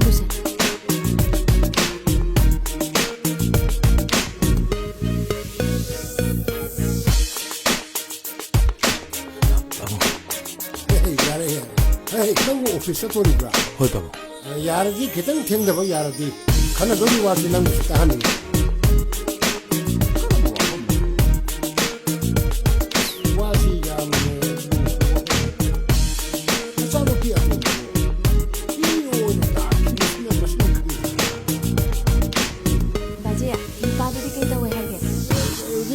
Doctor Wui hai. Gado mama ga mapa ga duna college ki lecturer ni hai. Kari lam dagi nuita. Thoban dagi. Oh. Moi di les na bu karam na khangino baji. Ni pa macha duna di ye u jana khangino ba. Adu sana wa phom jibu kamel su. Nangi wam tang tani ni ya. Pabidi sun pana tawsi. Da, ye thok ko. Ye thok ye da. Ye thok ye. Dia memang dia ada ni tahu. Hey, dia mah. Baji. Aku ini tanah lagi ni. Masih ini jalan apa? Itu tu ini. Hoi baji. Aku hai lagi. Maya ada ya ponte dah. Baji ai office baru calogi. Oh yo.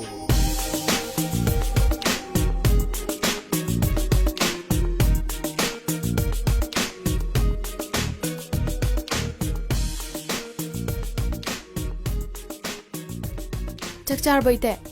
Jatri. Oh. Adudi chabiru lao. Ngaiko.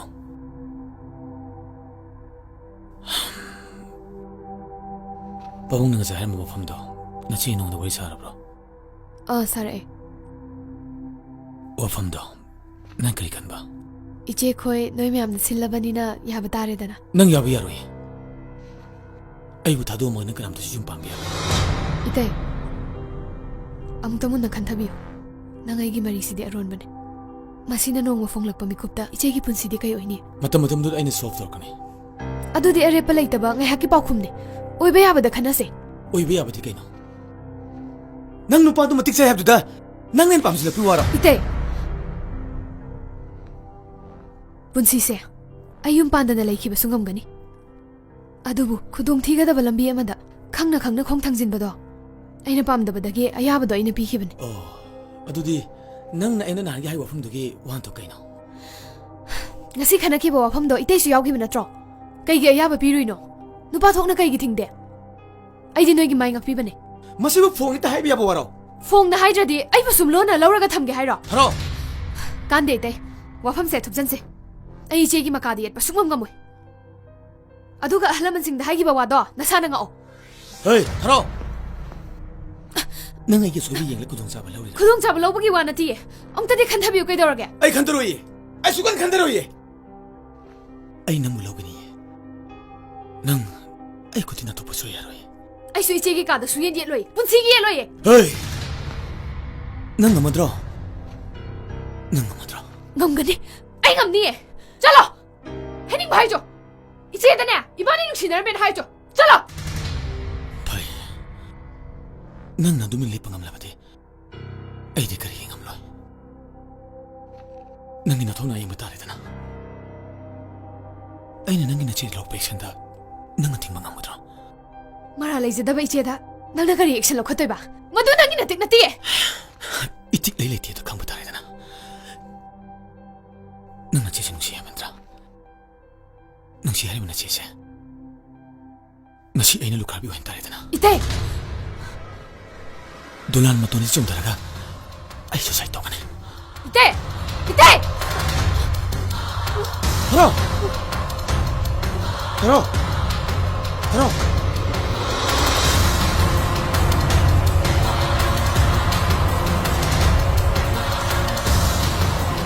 레스나! 레스나!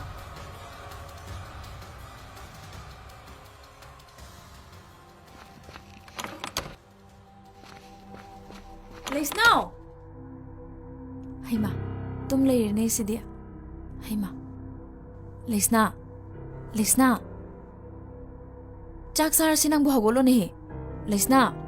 그야 아까나 또 미노네세. 레오 Kharag लेबस्ता चानिंग्द्र जाला लेस्ना नंगबु चाक चारोइद्रो लेस्ना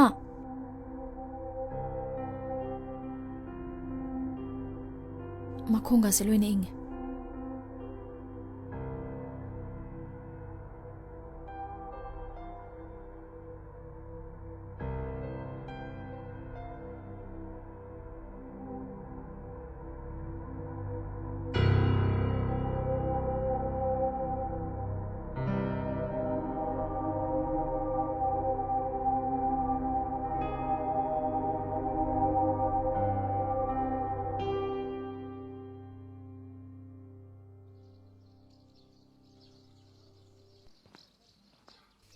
이때 피슈이디 그이기노 수리니 그이노 나한가이나 슈드라가 나시나 그이기 슈이바 나한게는 수비네 벌레라며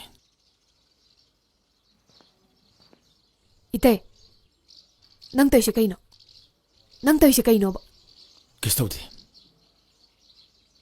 ngarang su sakcha de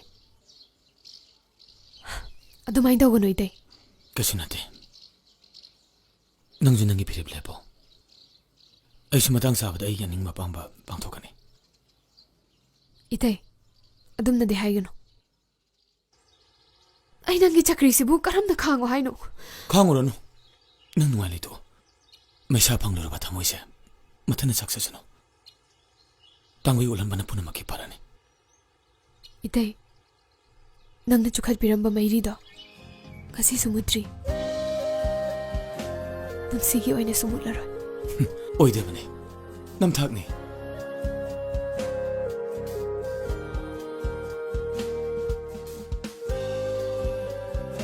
namthakna ti ite asengmane nangi aron manushibaduna aise mama oyurabine thong sangge kaino nang haido ha ꯀꯩꯅꯣ ꯅꯪ ꯍꯥꯏꯗꯣ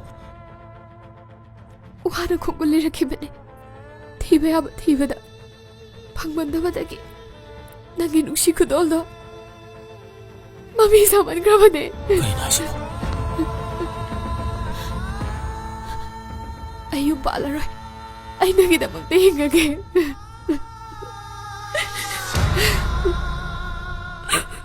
ꯀꯩꯅꯣ ꯀꯩꯁꯨ ꯂꯩꯇꯦꯗ ꯁꯦ ꯀꯩꯗꯧꯈ꯭ꯔꯒꯦ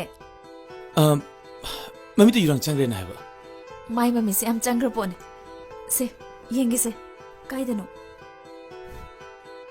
ꯂꯩꯇꯦꯗ ꯅꯃꯤꯠꯇꯣ ꯏꯁꯤꯡꯗ ꯑꯝꯇ ꯆꯥꯝꯊꯣꯛ ꯇꯥꯃꯣ ꯀꯤꯆꯟꯗ ꯏꯁꯤꯡ ꯇꯥꯗꯤ ꯑꯩ ꯌꯦꯡꯒꯦꯁꯦ ꯂꯩꯁꯅꯥ ꯅꯤꯡꯊꯥ ꯀꯪꯕꯈꯩ ꯂꯧꯁꯜꯂꯛꯑꯣ ꯑꯩ ꯌꯦꯟꯖꯥꯡ ꯁꯦꯝꯃꯝꯃꯒꯦ ꯍꯣꯏ ꯏꯆꯦ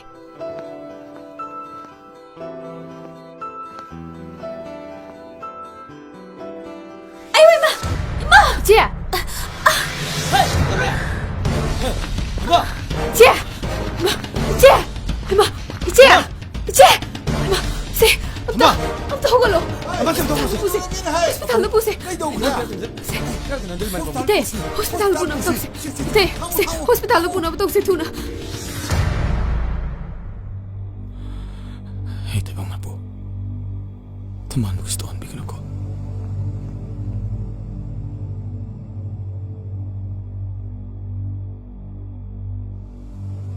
네, 이거 이제 너 그시 더우지? 그sto 드레바.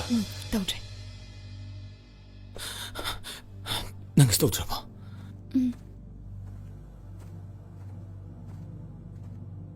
Thank you, doctor. 이 doctor 또 배말 본치를 가우자로. 꼭대 얘기보다 낙당 완타루번이다. 가시 토적부터 떨어리다. 아두보 뽕닝 잡나나봐 CT 스케일 암땅 해로 톡비로. 아이 히다 칼당이 자랑게. 누민 망하니 당에 비자비로. 호이 doctor. 토이나 와버 칼루누다. 마라이나 파전이다. 실레비로. 기소 드레가. 더우지 다모.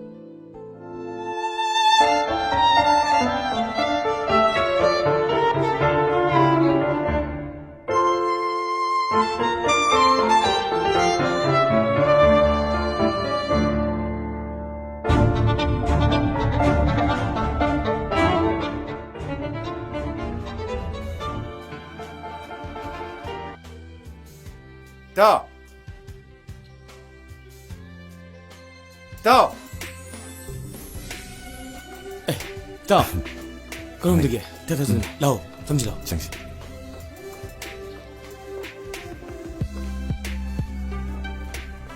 바모.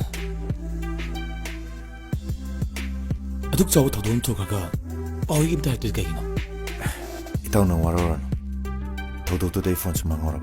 아두는 아두 바우스 번호번 엄따라 있다봐. 기다 그러게 하지. 그만 또 그러나 하지. 이따오 마시고 밤새 빠닝드레다. 아또 보와리에 몬샤스. 이마 바봉은 집은 돌아봐. 돌레. 일단 자미 양아가 방아신이 볼라게. 헐. 라오네. 타보트 그만 또 이거. SBI다 브란스 매니저이나 뿌리. 양파래. 이때 자스들 레이래.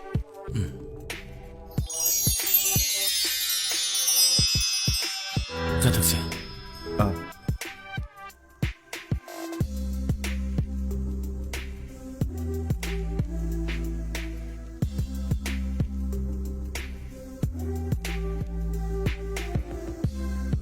그나노 주기도 보. 아니 비문 어빈이다. 오.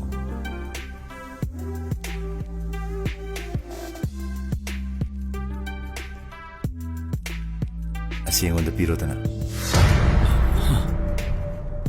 예능 들어봐. 이야기 들어게.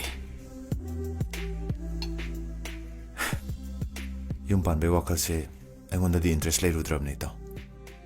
ꯑꯩꯒꯤ ꯃꯇꯧꯁꯤꯗ 이마가 ꯄꯥꯕꯨꯡꯒꯅꯁꯨ ꯅꯤꯡꯕ ꯌꯥꯝ ꯀꯥꯏꯔꯕꯅꯤ. ꯅꯪ ꯌꯨꯝ ꯄꯥꯟꯗꯕꯗꯤ ꯌꯥꯗꯦꯗꯣ.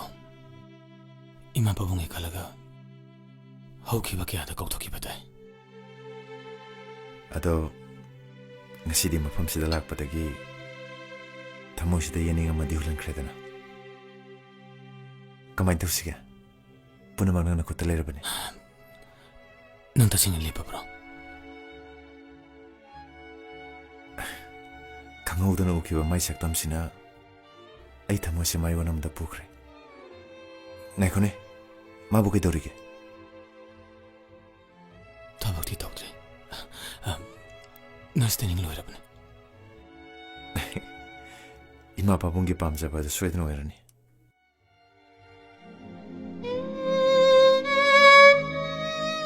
ꯑꯩ ꯌꯨꯝ ꯄꯥꯜꯂꯔꯣꯏ ꯑꯩ ꯅꯪꯒꯤꯗꯃꯛꯇ ꯍꯤꯡꯉꯒꯦ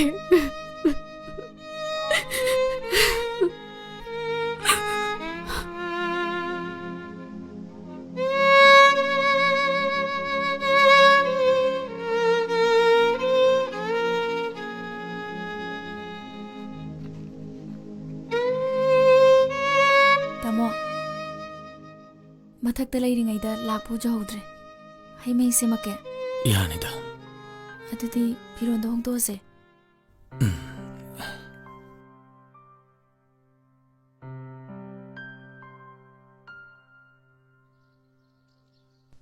ꯁꯦ ꯄꯥꯏꯕꯤꯔꯣ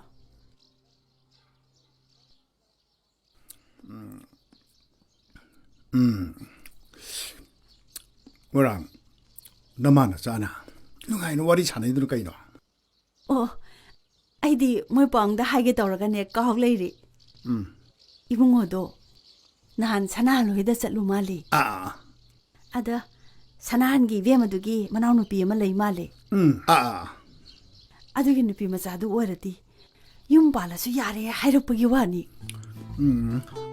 ꯑꯗꯨꯗꯤ ꯁꯅꯥꯍꯟꯗ ꯍꯥꯏꯈ꯭ꯔꯒ ꯊꯣꯛꯄꯅꯤ ꯀꯩꯅꯣ. ꯑꯩꯁꯨ ꯁꯅꯥꯍꯟꯗ ꯍꯥꯏꯒꯦꯅ ꯈꯜꯂꯝꯃꯤꯅꯤ. ꯀꯟꯕ ꯅꯠꯇꯦ. ꯍꯧꯖꯤꯛꯃꯛ ꯐꯣꯟ ꯇꯧꯔꯁꯨ ꯂꯥ. 하이구마다나 hꯧꯖꯤꯛꯃꯛ ꯇꯧꯔꯨꯈꯤꯒꯦ. ꯇꯧꯔꯣ. ꯆꯠꯂꯣ. ꯍꯧꯖꯤꯛꯃꯛ ꯇꯧꯔꯁꯨ ꯆꯠꯂꯣ.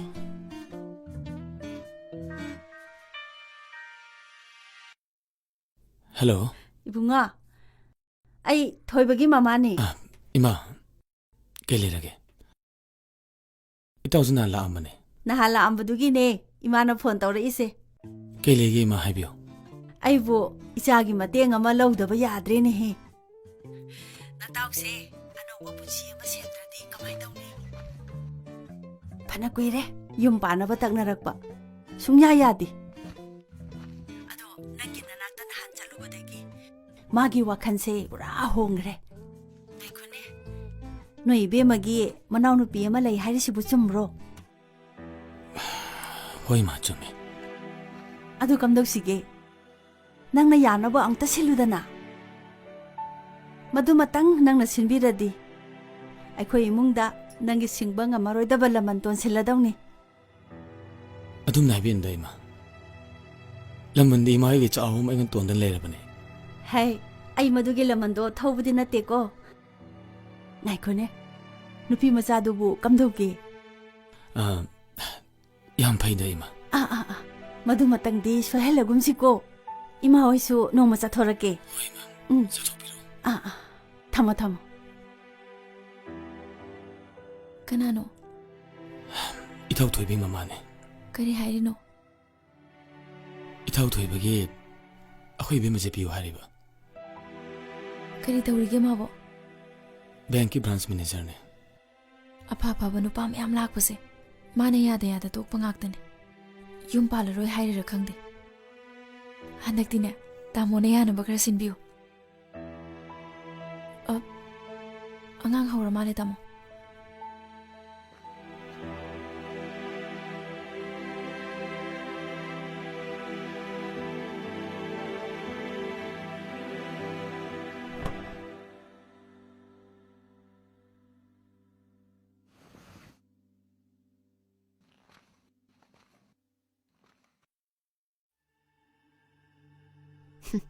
ꯑꯩ ꯅꯥꯛꯇ ꯌꯥꯝ ꯆꯪꯅꯤꯡꯕ꯭ꯔꯥ ꯍꯥꯏꯕꯨꯅꯦ.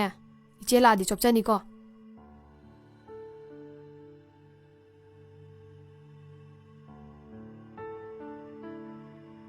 ꯀꯩꯗꯧꯔꯒꯦ 이ꯇꯩ ꯍꯛꯆꯥꯡ ꯉꯝꯗꯕ꯭ꯔꯣ? ꯀꯩꯁꯨ ꯇꯧꯗꯦꯗ.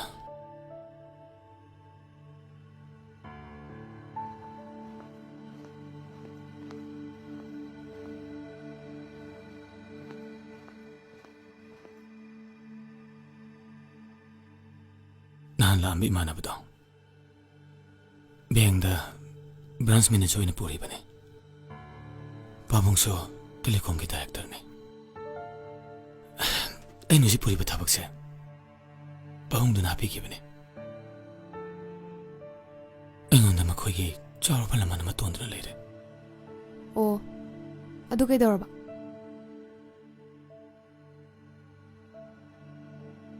imanabaduna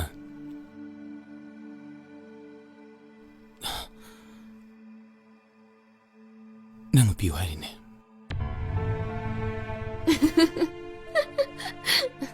이때이나 야로이 ꯑꯩꯅ ꯂꯧꯗꯣꯏꯅꯦꯅ ꯍꯥꯏꯈ꯭ꯔꯕ ꯅꯠꯇ꯭ꯔꯣ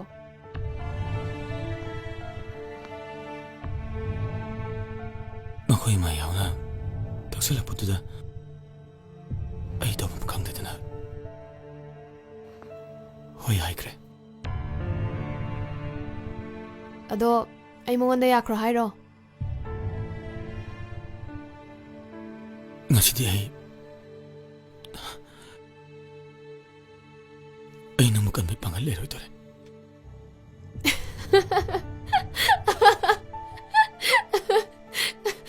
nate aisibu itainaga chapi tharaga puning mamai keda pangpu puraga chatpe yaba sanapot khumne na khalurabo itai mamangaida nupi panglonda lolambadagi masagi nupi buna sareng amago onthoe haiba wari do itai de handakta parurabo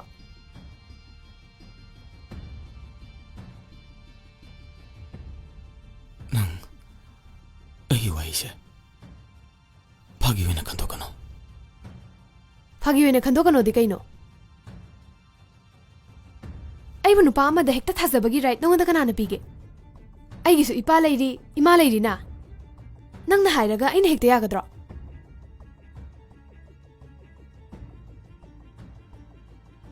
ai nangina famde am lan kre taro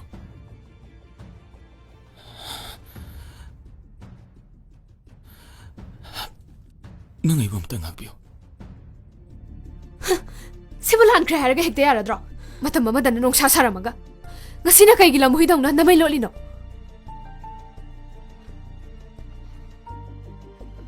nanto pangam larda batawri mana ai buchi na punkre handate ai pangal ler leita ba yaroi thori do ai na thadat kani ai no gonda leigani ai no gonda soidana leigani mase ai gi lengdra ba phire taro sangbe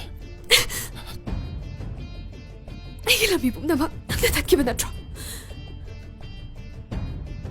na ai long ta ba yaroi na ai long ta ba yaroi ai khoi che da phazana hai jagani hojikti ai nang na hai ba so am tayara ro aduga nang na hai ba yade hai duna na cheri lukra oi jahuni dalan dagi chong tharaga so sai tawni wai da na hojim ta hayo ne hojim ta hayo hayo taro sangbe ai lan kre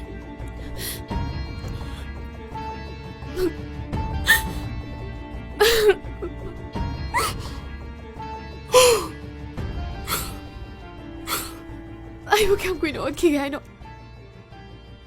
ha ai bu kyam kuin ot ki gai no ai khoi nu pi si bu nu pa na khoi ki chei theng pi na ba sarak bro noi me am no ba phang lori da ba pham am da ai cha cry bro ai ma cry bro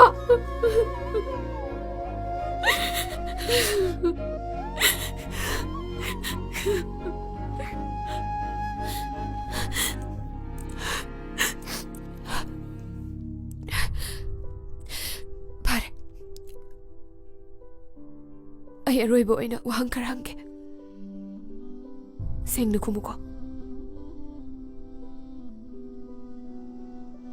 makoina tawriba thabakta tongana thamkhraga itaina imana bado kam nungsi ma ma nungsi bagine ai nei khwadi mamali amla posagama mangonde bi khali base nungsi ba imana bado gidama thawai de kat pangam gatra maram chara bade magi tama thawai bukat pangam gari aduk nungsiba maruptuda karigino nangna nangi lokak pija doide tharo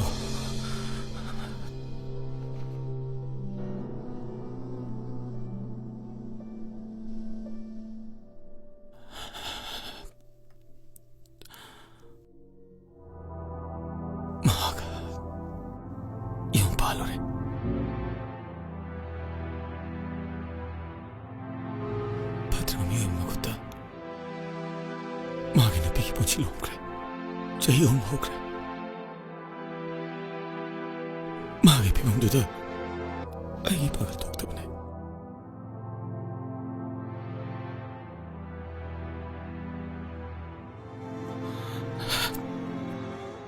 ꯅꯪ ꯃꯐꯝꯗ ꯅꯨꯡꯉꯥꯏ ꯂꯩꯔꯛꯎꯅꯤꯌꯦ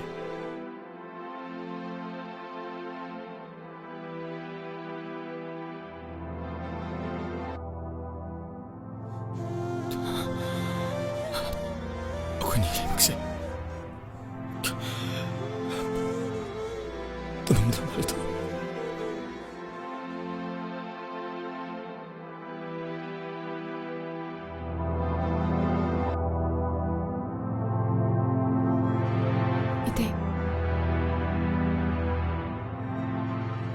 ꯅꯪ ꯑꯩꯕꯨꯗꯤ ꯀꯥꯎꯊꯣꯛꯄ ꯉꯝꯅꯗ꯭ꯔꯣ?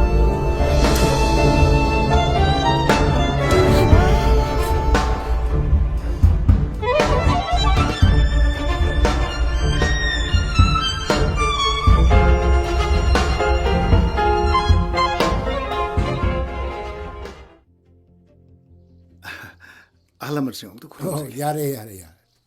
ꯖय ꯖय ꯖय ꯖय. ꯌꯥꯔꯦ ꯌꯥꯔꯦ.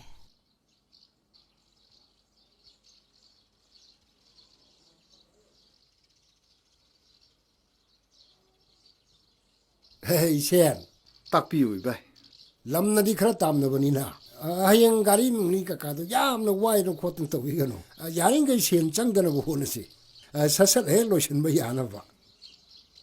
ꯍꯣꯏ, ꯌꯥꯅ ꯌꯥꯅꯕ ꯅꯁꯤꯅ ꯁꯨꯝ ꯁꯤꯟꯖꯔꯛꯀꯦ. ꯍꯣꯏ ꯍꯣꯏ ꯍꯣꯏ. ꯑꯩ ꯏꯃꯧ ꯅꯨꯄꯤꯗꯣ ꯑꯃꯨꯛꯇ ꯎꯅꯖꯒꯦ. ꯀꯗꯣꯝ ꯆꯪꯁꯤꯒꯦ? ꯌꯥꯅꯤꯅꯦ, ꯁꯣꯝꯗ ꯆꯪꯕꯤꯔꯣ. 이몽대 짱지.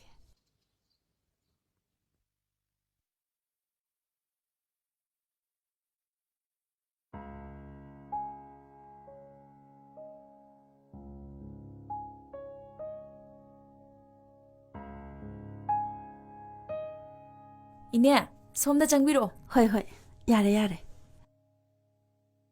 ꯕꯦꯃꯥ, ꯏꯃꯥ ꯍꯣꯏ ꯑꯃꯨꯛ ꯆꯠꯂꯒꯦꯀꯣ. ꯏꯃꯧꯗꯤ ꯁꯛꯅ ꯁꯛ ꯐꯖꯔꯤꯕ. ꯌꯦꯡꯉꯣ. ꯁꯦ, ꯅꯪꯅꯅꯦ ꯀꯔꯤꯅꯣ ꯑꯄꯥꯝꯕ ꯑꯃ ꯂꯩꯌꯨꯀꯣ. ꯌꯥꯔꯅꯤꯗ ꯏꯃꯥ. ꯁꯦ. ꯄꯥꯏꯁꯜꯂꯣ. ꯌꯥꯔꯅꯤ. ꯂꯧꯁꯜꯂꯣ. ꯅꯃꯥꯏꯕꯤ ꯑꯃꯅ ꯅꯨꯡꯁꯤꯗꯅ ꯄꯤꯕꯅꯤ. ꯁꯦ, ꯂꯧꯁꯜꯂꯣ. ꯑꯗꯨꯗꯤꯅꯦ, 이마 ꯍꯣꯏ ꯑꯃꯨꯛ ꯆꯠꯂꯒꯦ. 나 예까누고. 이네, 숨 레이저호래. 레허러. 얌 파도 말래.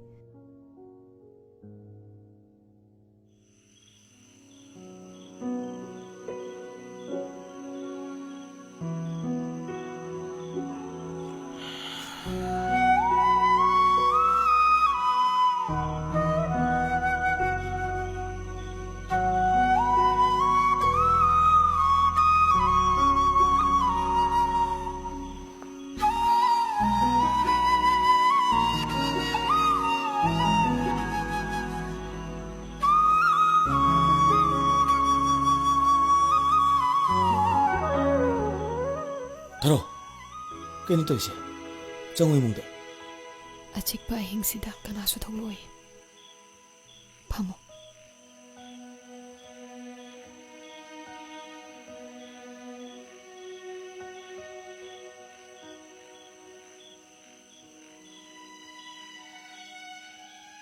민우가 빠져봤는데 나의 몸을 장어.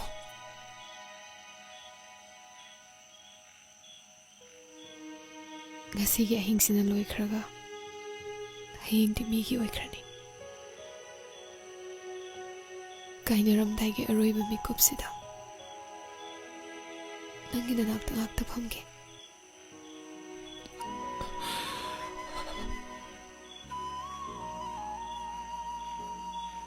yetfadraga upalda yeluraba nuksi urise ngasidi ai handokchaba tare kaina mai chakse puduna ai ichegidama nangidama kanglurage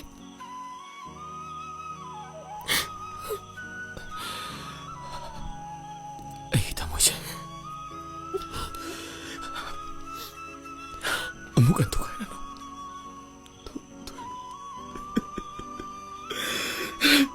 Ay kang na huwag taro.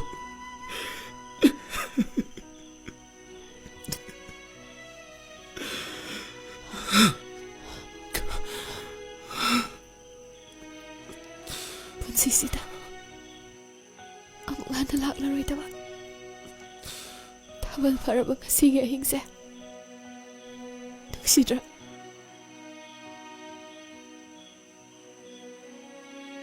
ꯊꯥꯕꯜꯒꯤ ꯃꯉꯥꯜꯁꯤꯅ ꯃꯄꯨꯡ ꯐꯥꯅ ꯎꯕ ꯐꯪꯗ꯭ꯔꯕꯁꯨ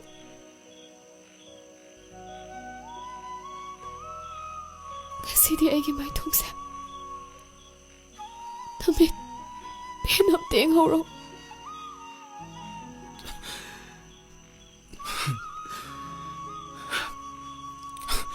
ꯌꯦꯡꯉꯨꯁꯦ. ꯑꯩꯉꯣꯟꯗ ꯑꯝꯇ ꯌꯦꯡꯉꯣ.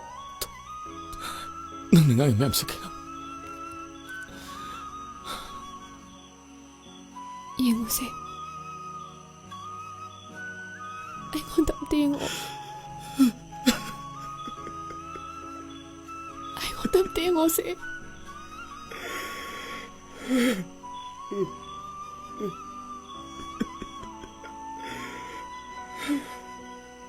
ꯌꯦꯡꯉꯣ.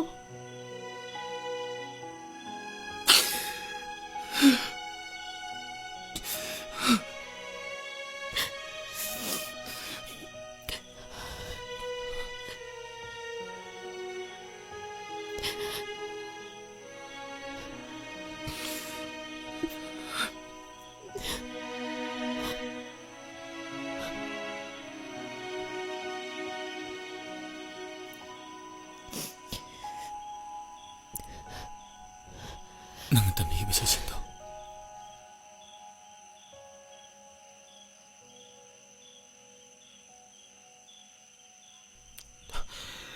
ꯉꯁꯤꯗꯤ ꯑꯔꯣꯏꯕꯅꯤ ꯑꯝꯇ ꯇꯥꯍꯜꯂꯣ. ꯑꯃꯨꯛꯇ ꯁꯛꯑꯣ.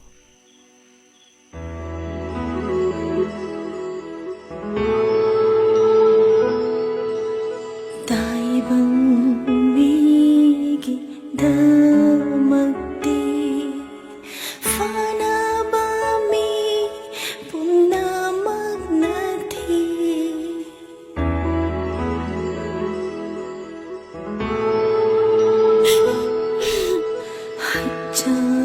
हच्चांगंदबा मी Sindi ताइबंगी दोत ning singi thawai na duna leiriba Calvary Hospital da Chadlusi Calvary Hospital na tana fanawa ate leiraro.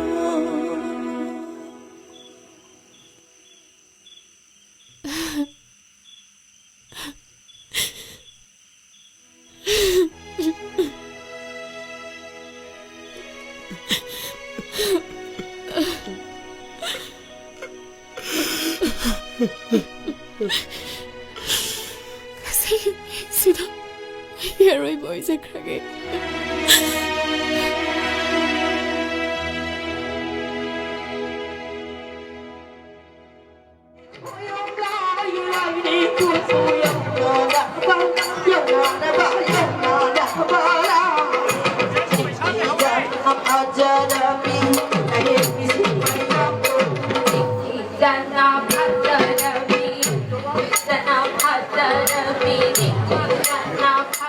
Ima, mo itay doon talaw haibiu ba?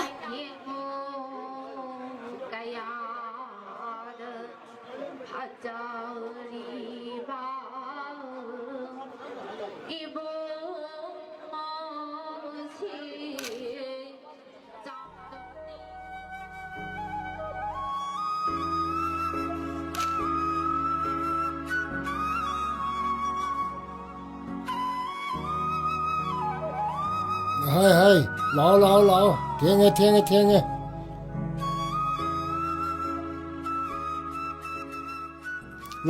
ꯂꯥꯛꯑꯣ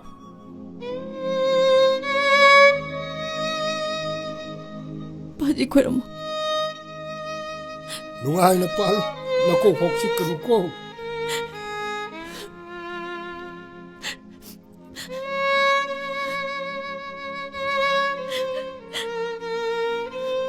이마 khỏe khỏe